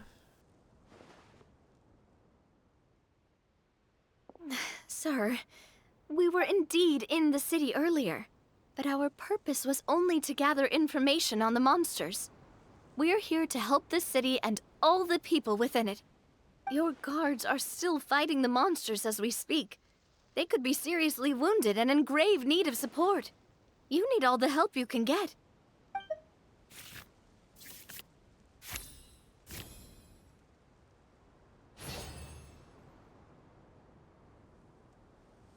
Hey, nice. The man regards you with doubt and concern. After a period of inner struggle, he lets out a long sigh and informs you of the locations where the monsters have appeared. Those monsters aren't easy to deal with, but if you insist on going, I won't stop you either. I just hope all the guards will be able to come back to their families alive. I wish you the best of luck.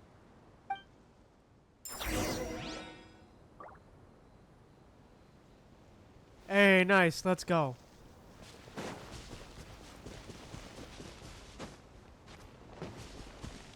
Based on what the captain said, the monster should be right up ahead. Let's go. Hopefully we're not too late. Hey, alright, let's go. As you approach the battlefield, you see numerous people lying by the side of the road. They appear to be dressed like guards. Their faces are filled with desperation and terror. Some are screaming and cursing in vain, as if still trying to banish the monstrosities they saw from their minds.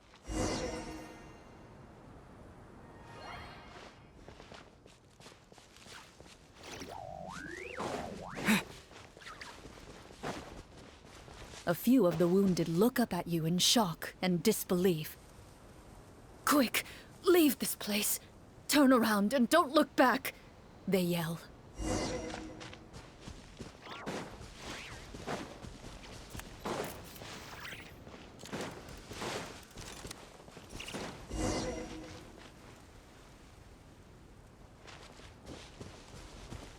Alright, let's keep going. Come on.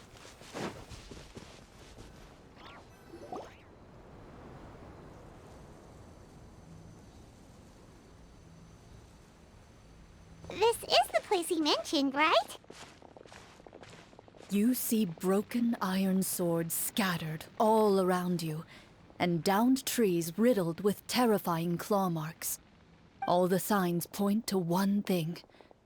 A truly devastating battle just took place here. Be on your guard, everyone. The monsters might still be around. Before you can finish your sentence, you hear rustling sounds from the surrounding bushes. The monsters have emerged. They close in on you without fear.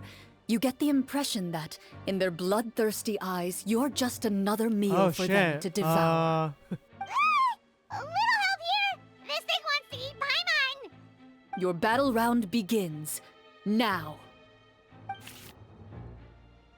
Ah, yes, great. Come on. Hey, there we go. Rift Hounds too, huh?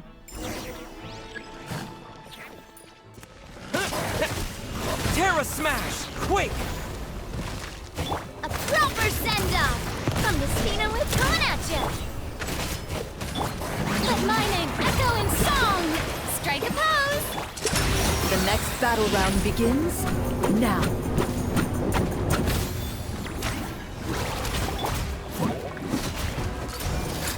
Hey there! Hey, let's go. Got him. The monsters let out a terrifying roar of anger and resentment before dissipating into thin air. Oh, thank goodness it's over. We're lucky the Marashose Hunter class came with all those preset skill points. Otherwise, we would have been in some real trouble. I never knew the phytometer even determines the amount of damage you inflict. If you get unlucky, isn't it just game over right then and there? That's part of the fun. The uncertainty of fate is what gives these games their appeal. Just as you begin to celebrate your victory, a suspicious lump on the ground catches your attention. A suspicious lump? Wait, could it be the thing that appears after every battle? I walk up to it, crouch down, and begin to carefully examine it. I've still got my right glove on, so it should be fine for me to touch it, right? As you investigate the mound, you discover that the exposed portion appears to be made of wood.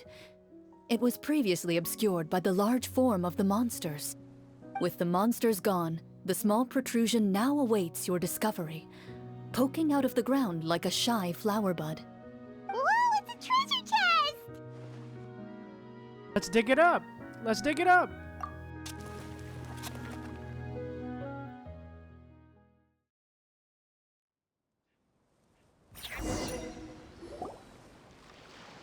With everyone's help, you successfully excavate the wooden chest from the ground. Even without opening it, you can tell from the mora and jewels scattered around the chest that it must contain quite the fortune. Makes sense. We worked hard for this. Let's open it and we can share what's inside. I can understand your excitement, Paimon, but think about it. Doesn't it seem like there are people out there who need this treasure more than us? Yeah. Think about all the people suffering in the capital. Or all those guards who got hurt fighting the monsters. Wouldn't it be better if we gave the treasure to them? Wait, is that how it works?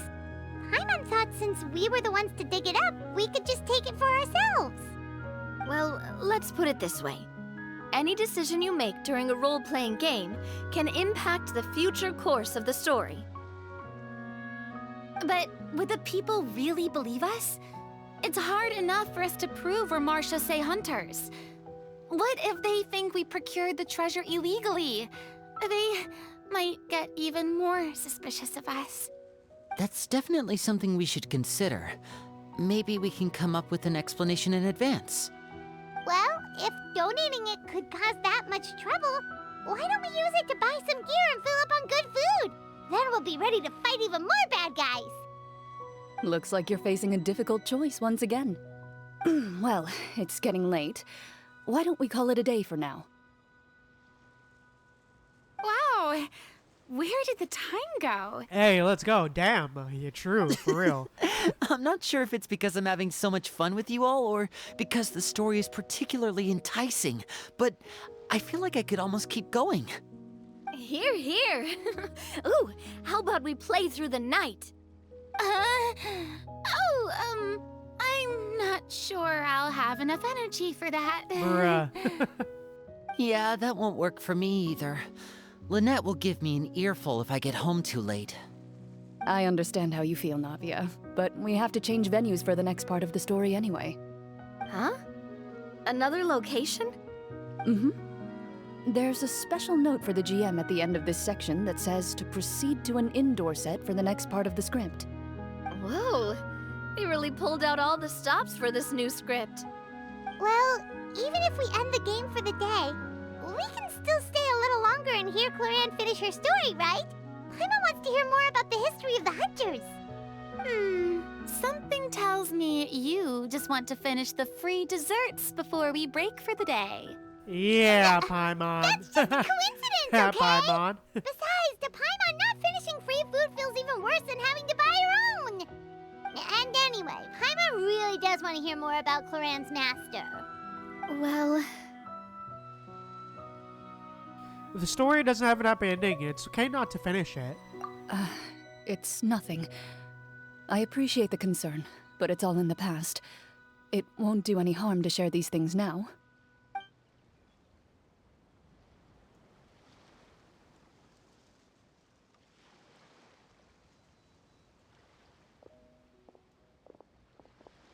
My earliest memories are of living with Master. According to her, she saved me from certain people of ill repute. My birth parents had left me behind some time before that.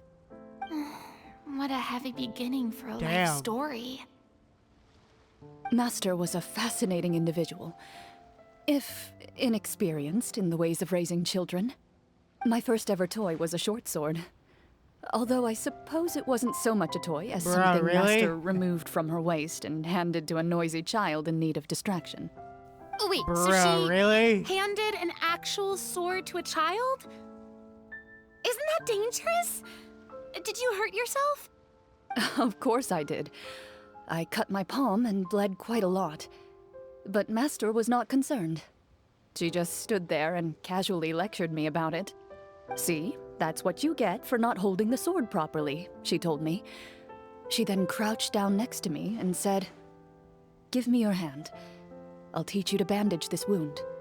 After that, it's time to learn how to truly hold a blade." Excuse me for asking this, Clorinde, but how old were you exactly when all this happened? Probably around, 3, give or take. Bruh, seriously? Isn't that when most kids are still struggling to hold a fork? As I said, Master was rather inexperienced in the ways of raising children. She believed trial and error was the best way to teach a child what they're capable of. I'm not so sure this is a question of experience. I didn't see anything wrong with her ways at the time. And anyway, children don't get to choose how they're raised. Oh, she did bring me back a pet from Liyue once. It was a Geovishap hatchling. A Geovishap hatchling? For a pet? Bruh, really? More dangerous. Yeah, true. What the heck? What she said was this: make sure to get along, you two. If you really can't agree on something, just settle it with a fight. Whoever loses is the real pet. And Bruh, how old were you seriously? when this happened? 5. Bruh, really? Well, did you Worst master ever. No, I lost. So Bruh, you're saying really? you actually became the Geovishap's pet? Yes, but only for a week. By the end of that week, I defeated it in combat, and we've shared a cordial relationship ever since. That really doesn't sound like the kind of childhood someone should have. Later Yeah, on, this lore I for real, gradually Celestial. understood that Master most likely didn't know any other way to raise a child. She was a Marachose hunter, but I never heard her bring up her own parents. Thanks to her, I learned how to navigate the forest by the age of 6, and could hunt monsters in the wild by myself the year after that. Even though the training she subjected me to was strict, she always made sure to take me traveling when she had the time. We met many of her friends during those days. That was also how I met Mr. Callis and his family. I still remember the first time we met. You were too scared to join our picnic and hid behind Ms. Petronia the whole time. I still hadn't really met many children my age at that time, so I didn't know how to interact with others. After that, though, you started coming over a lot. You loved challenging people to shooting competitions, remember? I don't think many members of the Spina Aw. ever beat you in one of those. I had a lot of fun during those days. I enjoyed them too. Oh, do you remember that one time we went exploring around the Spina together? We overheard Papa call your master Fontaine's Protector of Justice. We tried to pretend like we never heard anything, but you nearly let it slip that one time.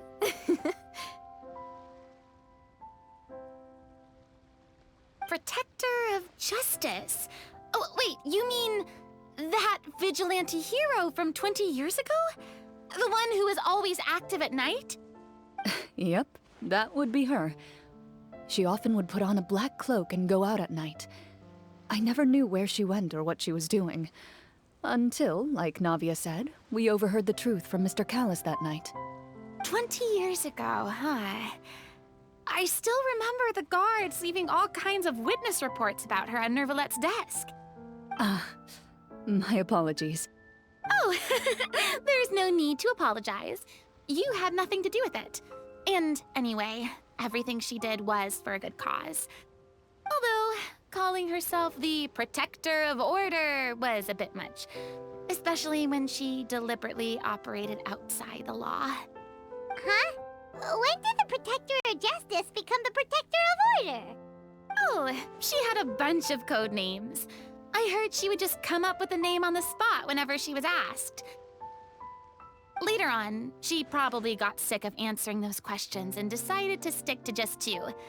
The Protector of Justice and the Protector of Order. That sounds like her, all right. I bet she forgot which of the two she'd use by the time she got back each night. Well, she certainly sounds like a fascinating individual. With her Yeah. strong sense of justice, it's no surprise her Yeah. student followed in her footsteps. It's true. I always wanted to become like her. Someone powerful, independent, and with a strong sense of conviction. But...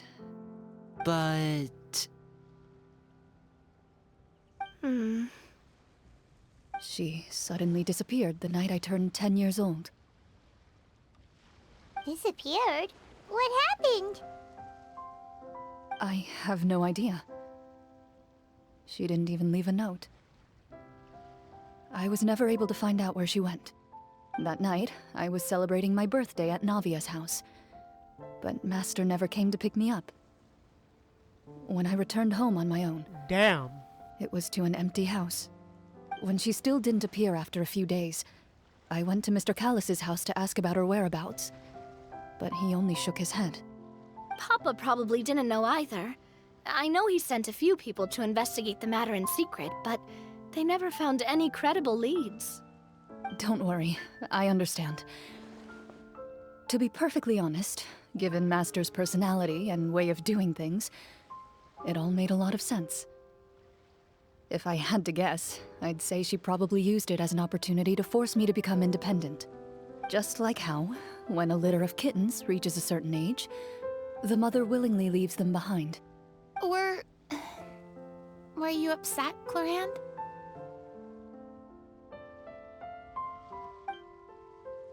I was at first, but not anymore. I don't believe Master would suddenly disappear for no reason. There must have been something she just had to do. Well, despite everything, you still managed to follow in her footsteps and become the greatest champion duelist in all of Fontaine. You're practically a living symbol of law and justice. I suspect my position would be far too by the books for her. Master always did whatever she pleased. But you're right. I suppose I do take after her in some ways. Who knew Clorinde had such an interesting past? I never had the chance to ask her about it before. Yeah, for real. I wonder... if Clorinde's master were the champion duelist back then, would that duel against Mr. Callis have gone differently? Oh no. Judging by the atmosphere, Clorinde and Navi are probably thinking something similar. The mood just got super awkward all of a sudden. Well, anyway. Would you look at the time? It's getting dark, so we should probably call it a day for real this time. If we keep talking like this, we really will be here all night. I had a great time today, Miss Clorinde. Thank you for being our GM. Anytime. The script was good, but I've got to say, your childhood stories were even better. Hey, you should tell us more about that fight against the Geo-Bishop sometime. Maybe your master was onto something. You could be right. What does she mean, onto something? I certainly don't know any 5-year-olds who want to fight a bishop in their spare time. Guess I'll head back as well. I need to save my energy if I want to continue enjoying the story tomorrow. You're that excited to hear about my fight with the bishop? I was talking about the script. Bruh. Aw, that was great.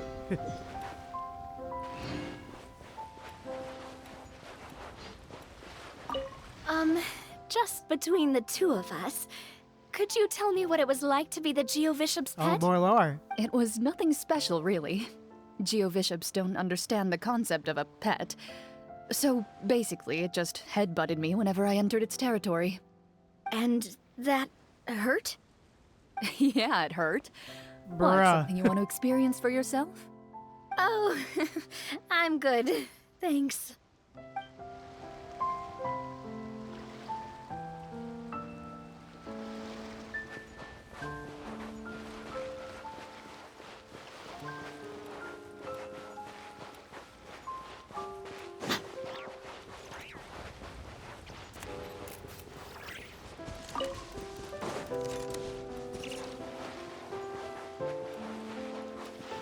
Anyways, yeah, damn. Alright, time to change time.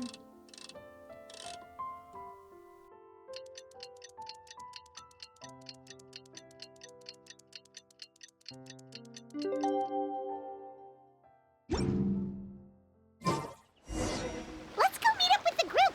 Paimon's really looking forward to today's story. Yeah, let's go.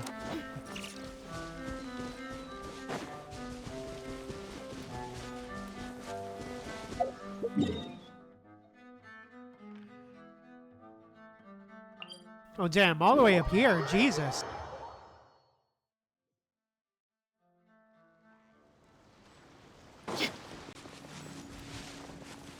Jesus, man.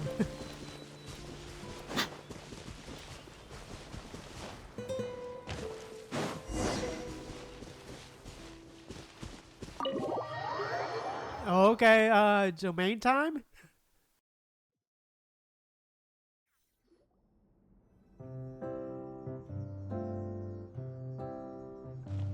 Looks like everyone's here. Now, before we begin, why don't we finish where we left off yesterday? There was an important decision to be made, yes? I'll pour everyone a cup of tea. Is that really the most important part, though, Clorinde? Paimon's more concerned about our current surroundings. Heavy walls, cold railings, dim lights. This is obviously supposed to be a prison. I admire the work Bruh. put into the set. Still, it's obvious the scriptwriter has never paid a visit to the fortress of Meripede. So True. the set is going to be a part of the script? Unfortunately, that is something I can neither confirm nor deny. Anyone think Clorinde's smile is starting to look kinda scary? Yeah. Well, whatever happens, we'll just have to push on. But first, we should really figure out what to do with this treasure. If we're worried about arousing suspicion because of our identity, why don't we give ourselves a different name, just like Clorinde's master did? Yeah, it might be better to keep a low profile. As long as we're helping people, it doesn't matter who we are or what we're called. Staring at me won't get you anywhere. Or did you want some more tea? Oh, Paimon's good. Thanks. Why aren't you saying anything, Navia? Wait, what's that next to you? Oh, this is the short sword Clorinde mentioned last night. I found it. Huh. Oh, damn, okay. I'm surprised you managed to track it down after all this time. Well, I made sure to take good care of it, considering the circumstances in which you gave it to me. Of course I had to keep it safe. Anyway, where were we? Oh, right. I was just thinking about all the potential ways for us to break out of prison. We could dig a tunnel, or try to bribe the guards. Wait, we haven't been thrown into prison yet, have we? Well, it's only a matter of time. It pays to be prepared. Just like how you should always have an umbrella on hand, even when it's sunny. Alright, Paimon's made up her mind. Let's just give the treasure away. Paimon may have wanted to keep it, but if it's going to land us in prison somehow, Paimon will be too upset to enjoy her snacks.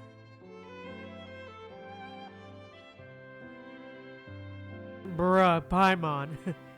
Paimon's developing as a character. It turns out Paimon cares more about snacks than treasure. Paimon's developing as a character. So, you reached an agreement? All right then, we can continue with the story. Oh, and we'll collect all the scattered pieces of treasure on the ground as well. All right. You collect the treasure and make your way back to the capital with your bag of loot in hand.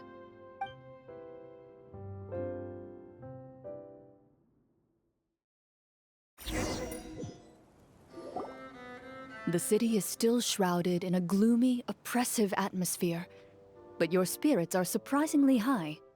In places where sunlight struggles to reach, you generously share your wealth with the children, the elderly, and the poor in urgent need of help. Thank you, kind soul. The elderly woman's look of gratitude follows you as you walk away. Aww. Her eyes never leaving your back until you move entirely out of sight. However, there's still quite a bit of Mora remaining. It appears you haven't made much progress.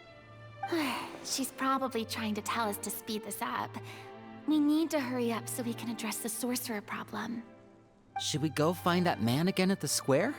He seemed like a pretty responsible guy. I'm sure he knows the people here far better than us.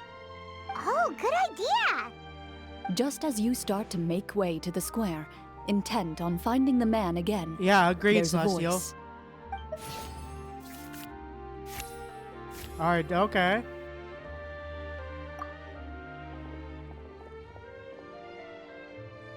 Please wait, distinguished guests. Several strange guards suddenly call out to you. They run forward to meet you and proceed to politely pay their respects. Greetings, gentlemen. Are we being invited for afternoon tea? Surely you jest, my lady. That would not be our place. It is His Excellency the King who requests to meet with you. Please come with us.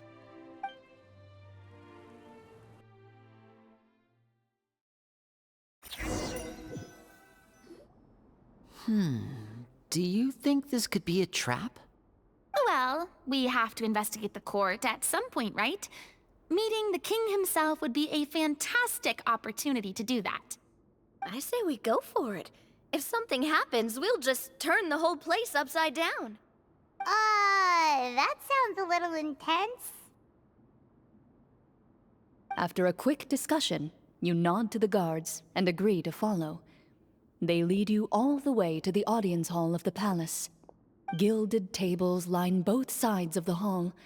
The space itself is adorned with all manner of expensive antiques, glass shelves, and silver candlesticks. The items appear quite ordinary in size and dimension, yet their presence somehow makes the emptiness of the hall feel even more surreal and ominous. Wow, it's so luxurious! The elderly king, clad in a magnificent robe, sits upon the deep crimson throne before you. He wears above his head a majestic crown, with a gemstone the size of a bird's egg set right at the very front. As you observe it, you see a complex pattern of light reflect off its surface. Ahem! They're here, Your Majesty. A man dressed in dark clothes, likely a minister, shields his mouth with his hands and bends down to whisper a few words to the king. After a moment, he lowers his hands and stands back up. His gaze shifts to fixate on your group, but he does not move from his place at the king's side. The king does not appear entirely aware of his surroundings. The man by his side, though. We should keep a close eye on him. The king remains still and says nothing. The minister is the one who speaks. Esteemed guests, allow me to thank you for coming to our faraway kingdom. Unfortunately, His Majesty the King finds himself quite exhausted from work. So please allow me, his Prime Minister, to welcome you in his stead. I've heard tell that your group, the Marechaussee Hunters, used your exceptional ability with the sword to repel the monsters near the capital. Such a great deed deserves to be rewarded. However, seeing that I was not fortunate enough to observe such a feat with my own eyes, you'll forgive me for seeking to verify the truth by speaking to you myself. Well, we've got nothing to hide. You brought us here to talk, right? So we'll just explain what happened.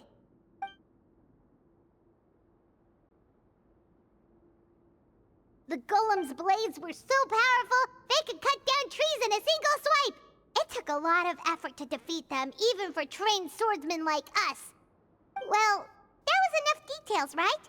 Believe us now? Your account does indeed match those of the survivors. Since you were the ones who defeated the monsters, that must mean you are also in possession of the treasure they stole?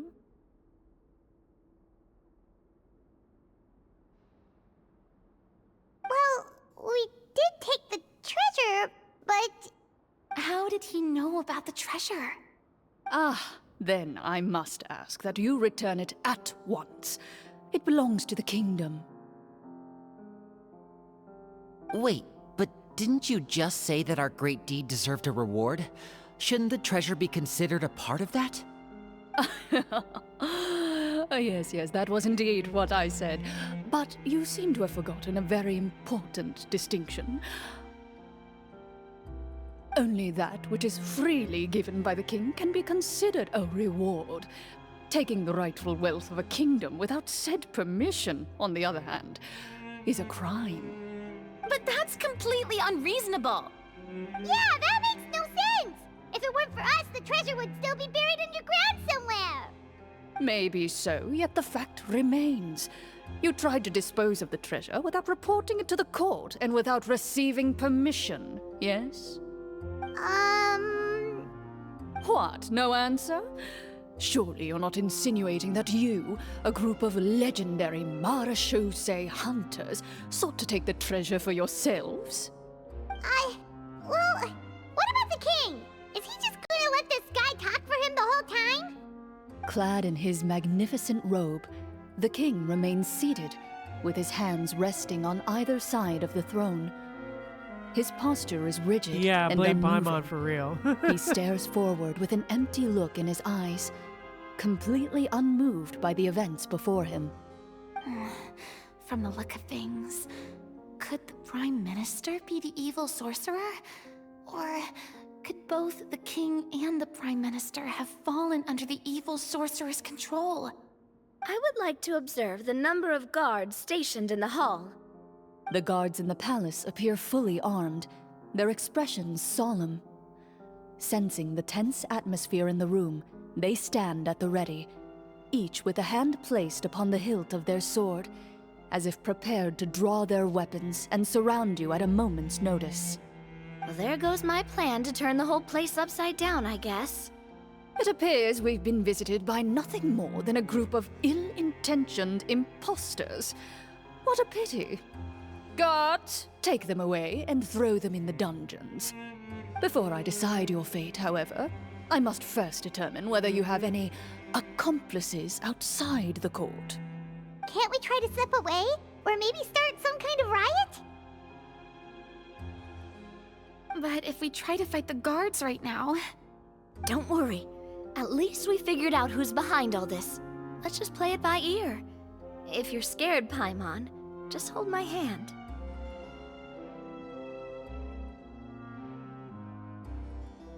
You can have my hand too. Aw, thanks, you guys. You allow yourself to be led away by guards surrounding you on both sides.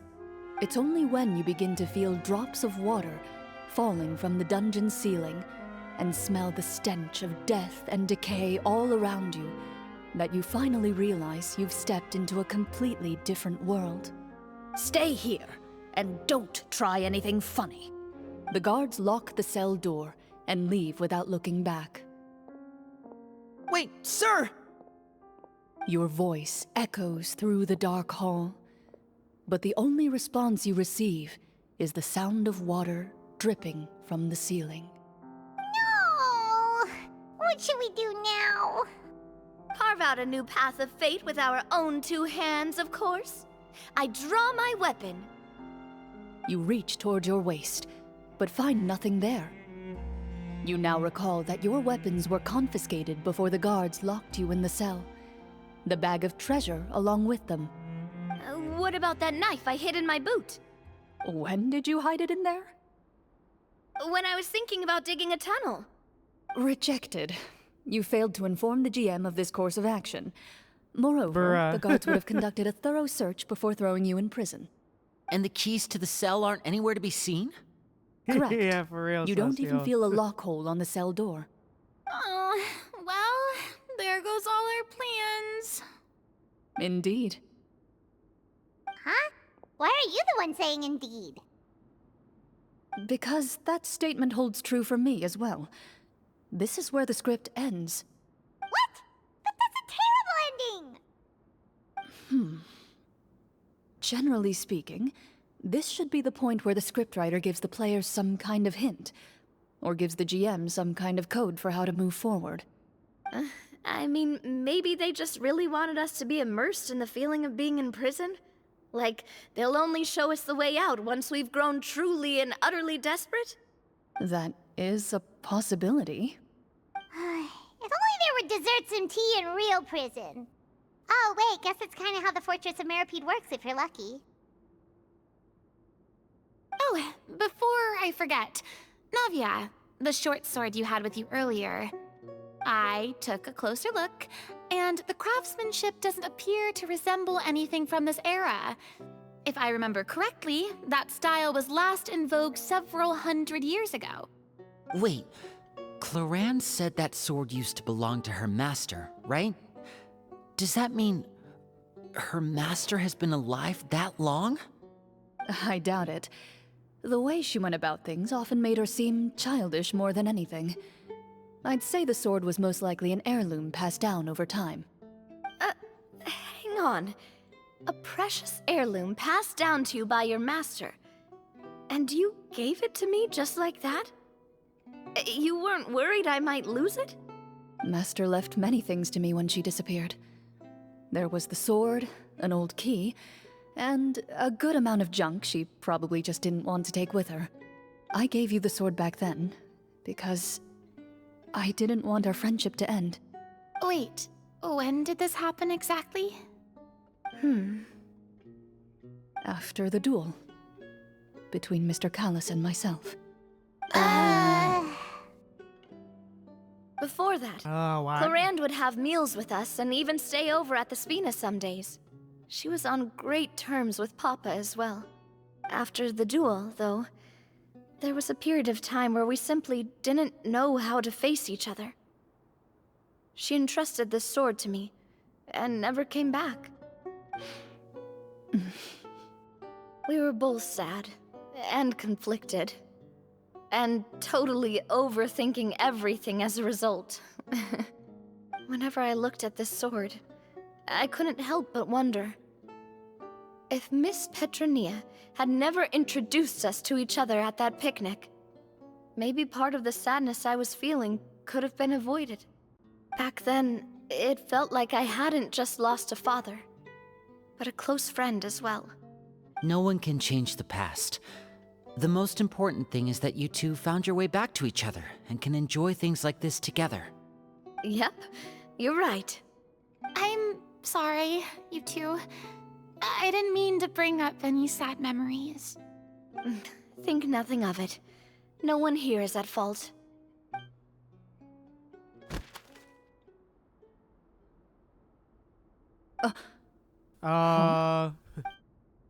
Yeah, agreed, Celestial. I love it as well. But, what?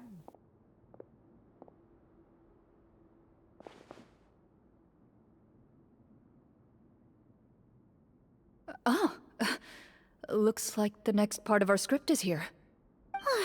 Perfect timing. The situation was really starting to get desperate. And not just because of the prison thing. From Clorinde's face, I really can't tell if it's good news or bad news.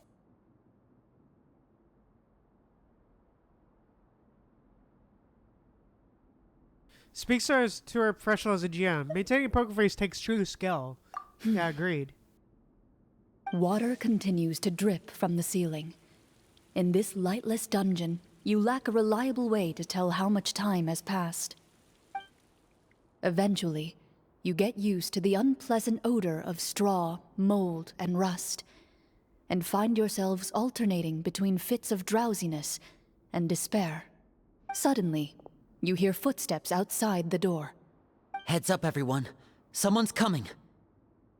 Gather close, everyone, and keep your voice down. Oh?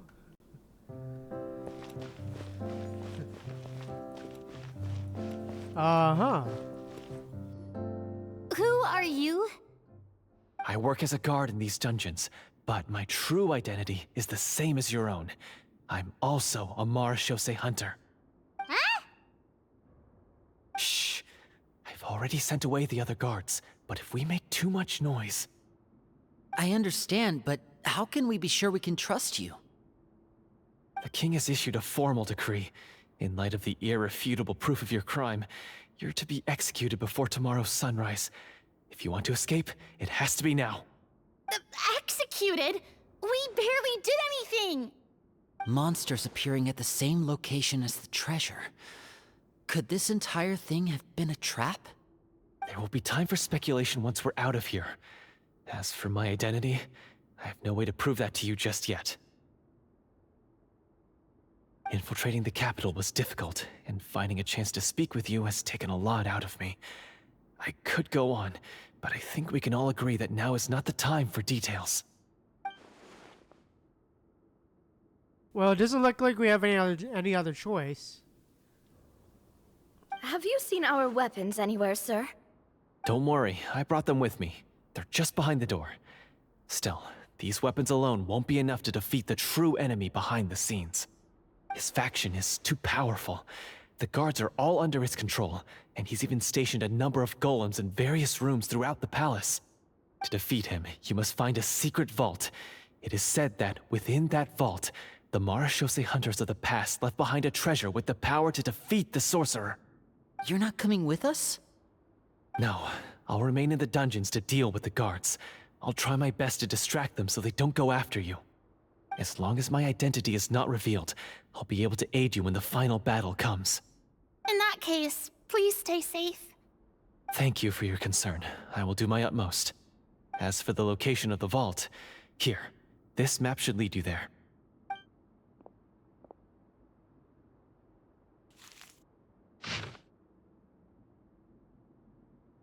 Hey, okay. Got it. All right, once I open the door, remember to stick close and refrain from making any noise. I'll lead you out of here as quickly as possible. You now have the chance to restore the honor and legacy of the marechaussee hunters. So please, get out there and reclaim what's ours. And be sure to exercise caution. With the help of the guard, you successfully escape the dungeons.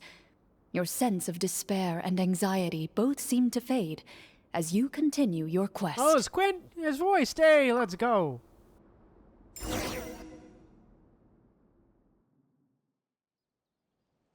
Wait, we didn't get to use our skills at all while we were we're in prison. Who knows when we're gonna get the chance to use that cool summon spell? Yeah. That is a pity, but we can only continue to move forward. Yoo-hoo!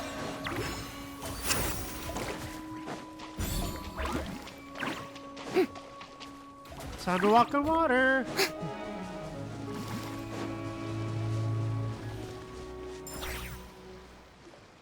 This should be the place marked on the map. This bit of rock certainly looks suspicious.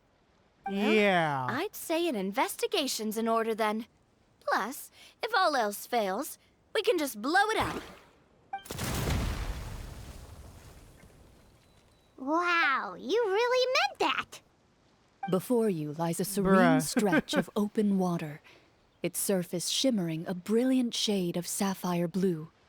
Well, guess this means it's time for a swim!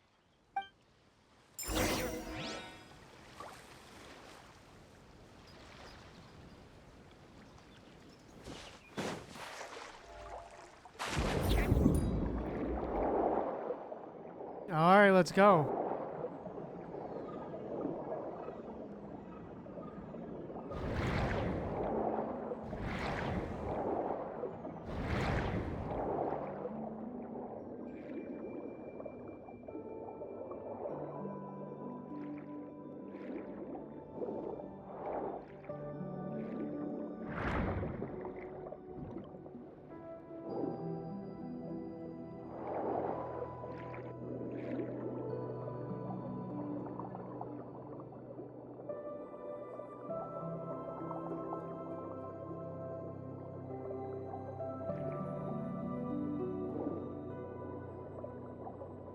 Oh, we can surface. Oh shit. Okay. There we go. Alright, here we go.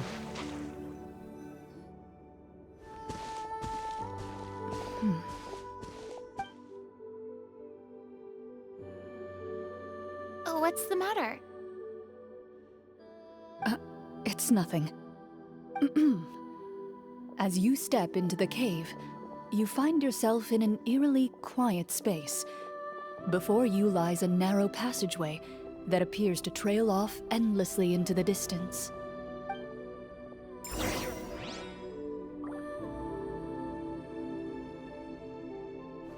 Damn, okay, let's go.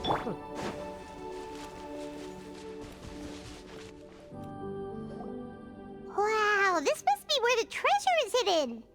But this door is blocking our way in. It almost looks like it's been here for quite some time. I've got to hand it to the tabletop troupe. They really went all out with the props. Huh. What have we got down here? A kind of mechanism connected to the door? Ah, it looks like we might have to arrange it into a certain pattern. A pattern on a stone door. That's something Master mentioned before. Is something wrong, Clorinde? After a long, difficult journey, you finally arrive at the location indicated by your map. It appears to be an ancient site of some sort, where treasure likely awaits. Your surroundings are exceedingly quiet and serene, as if the secret that slumbers here has never once been disturbed. If you listen closely, you can almost convince yourself you can hear the sound of its calm, gentle breathing. That description makes Paimon feel kinda bad for disturbing this place. We're doing this for the sake of the people, to free them from the evil sorcerer. I say it's time for this treasure to once again see the light of day. Linny's right. We need to keep going. The future of the kingdom depends on it. The next part of the story requires us to solve the puzzle, right? Let's start exploring the area. Yes, that should be fine. Something feels off about all this. Guess I'll just have to improvise.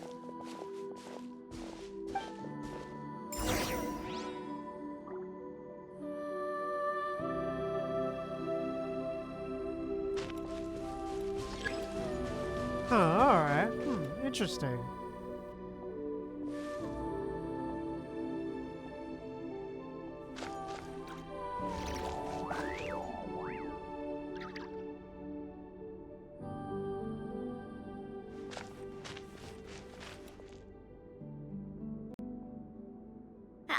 found something!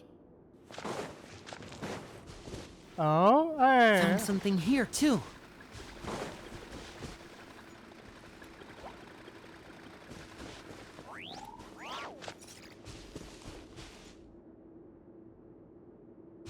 Same here.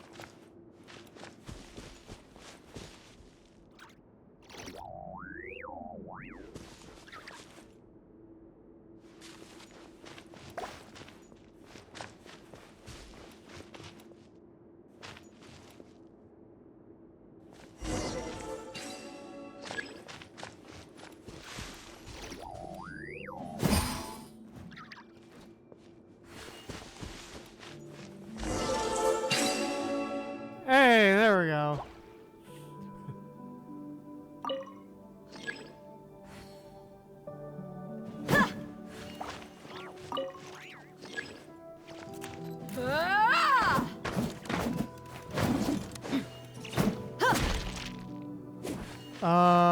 What?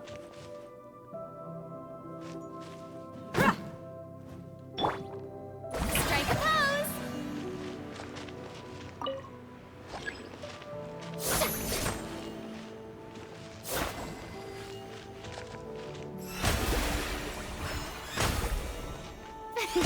I don't get it. What?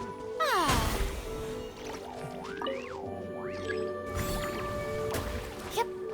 Hup.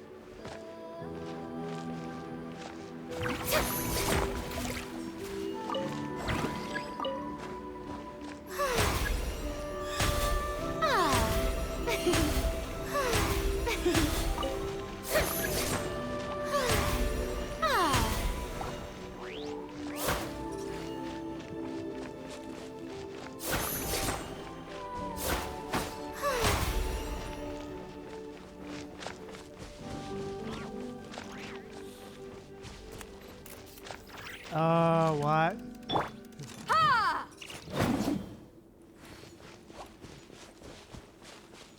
Oh, is it this?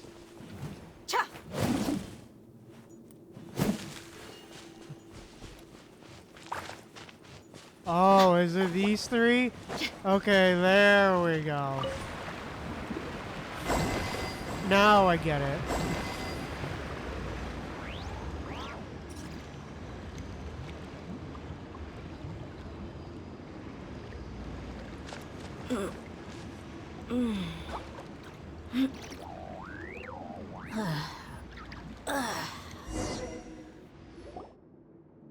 It worked! Something just appeared. Some kind of new mechanism, maybe? By solving the puzzles, you prove yourselves worthy of inheriting the secrets of the past. At the end of each puzzle, you're rewarded with With? a key. Oh. Oh, it must be the key to the big door. Huh? This is one of the Marechaussee Hunter keys that are passed down from generation to generation. It looks just like the one Master passed down to me. It is said that 4 keys in total are required to form the final, complete key. And it seems like we just collected 3 of them. That must mean... Oh? Huh? What's wrong? You hear a few strange noises. Suddenly, all the torches in the ruin go out at once. Huh? What's going on? Did we fall into another trap? For the sake of immersion, please close your eyes, everyone. Without the torches, the space is now completely dark, and you cannot see anything.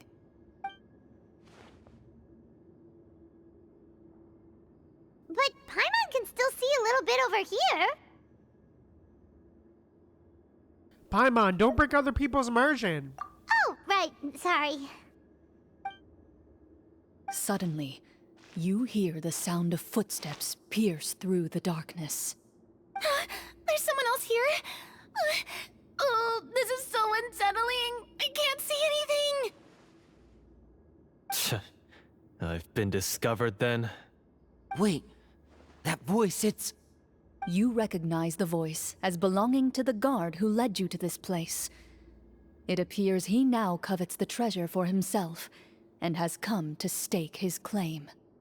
Oh, so this is just part of the script. Then I can probably relax. Well, if we can't see anything, that means we can't fight to the fullest of our abilities. Should we retreat for now? Judging by the way he's holding his sword, he must be a real Marechaussee hunter. But this isn't part of the script. Retreat? That's not the hunter way. If it's dark for us, then it's dark for him. We choose to fight.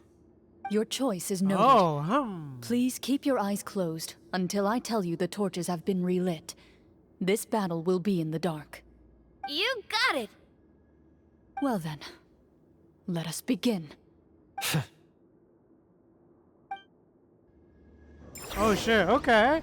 Oh. Alright, 1v1, alright. Okay, let's go. Ready. I'd like to try to hit him with my sword. Is he still standing? Goodness, he... Got him. Is it over? Can we open our eyes now? The enemy is strong and relentless, but the battle is nearing its end.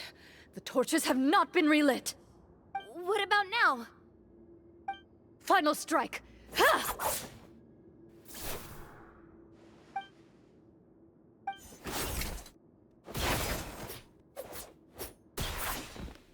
God damn. Hey, yo. Okay, let's go. Oh, well, did we get him?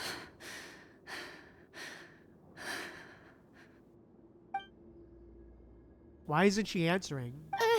Clorinde? Warm fire flickers across the walls once more. Your vision is now clear.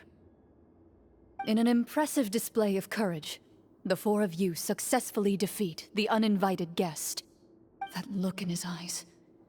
It's like he became an entirely different person as soon as I defeated him. Huh? Mr. Florian? Oh, wait. We're supposed to be role-playing. I should stay in character. Speak your name, guard. Why did you lead us here just to betray us? Is this treasure really more important to you than bringing peace to the kingdom? What kingdom? What peace? Those were nothing but lies! I, Florian, am a true Marechaussee hunter, descended from hunters of ages past. So he's also using his real name. Or, wait, was that the name of his character from the very beginning? Then I'm even more confused. If you truly are a Marechaussee hunter, shouldn't you want to help us just like you said before? Shouldn't we fight together for the sake of the people? What do you know? In this day and age, there's no glory to be had as a Marechaussee hunter. What's that supposed to mean? My skills were passed down to me by my father. We lived a life of obscurity in the remote wilderness. Still, he devoted everything he had to being a Marechaussee hunter.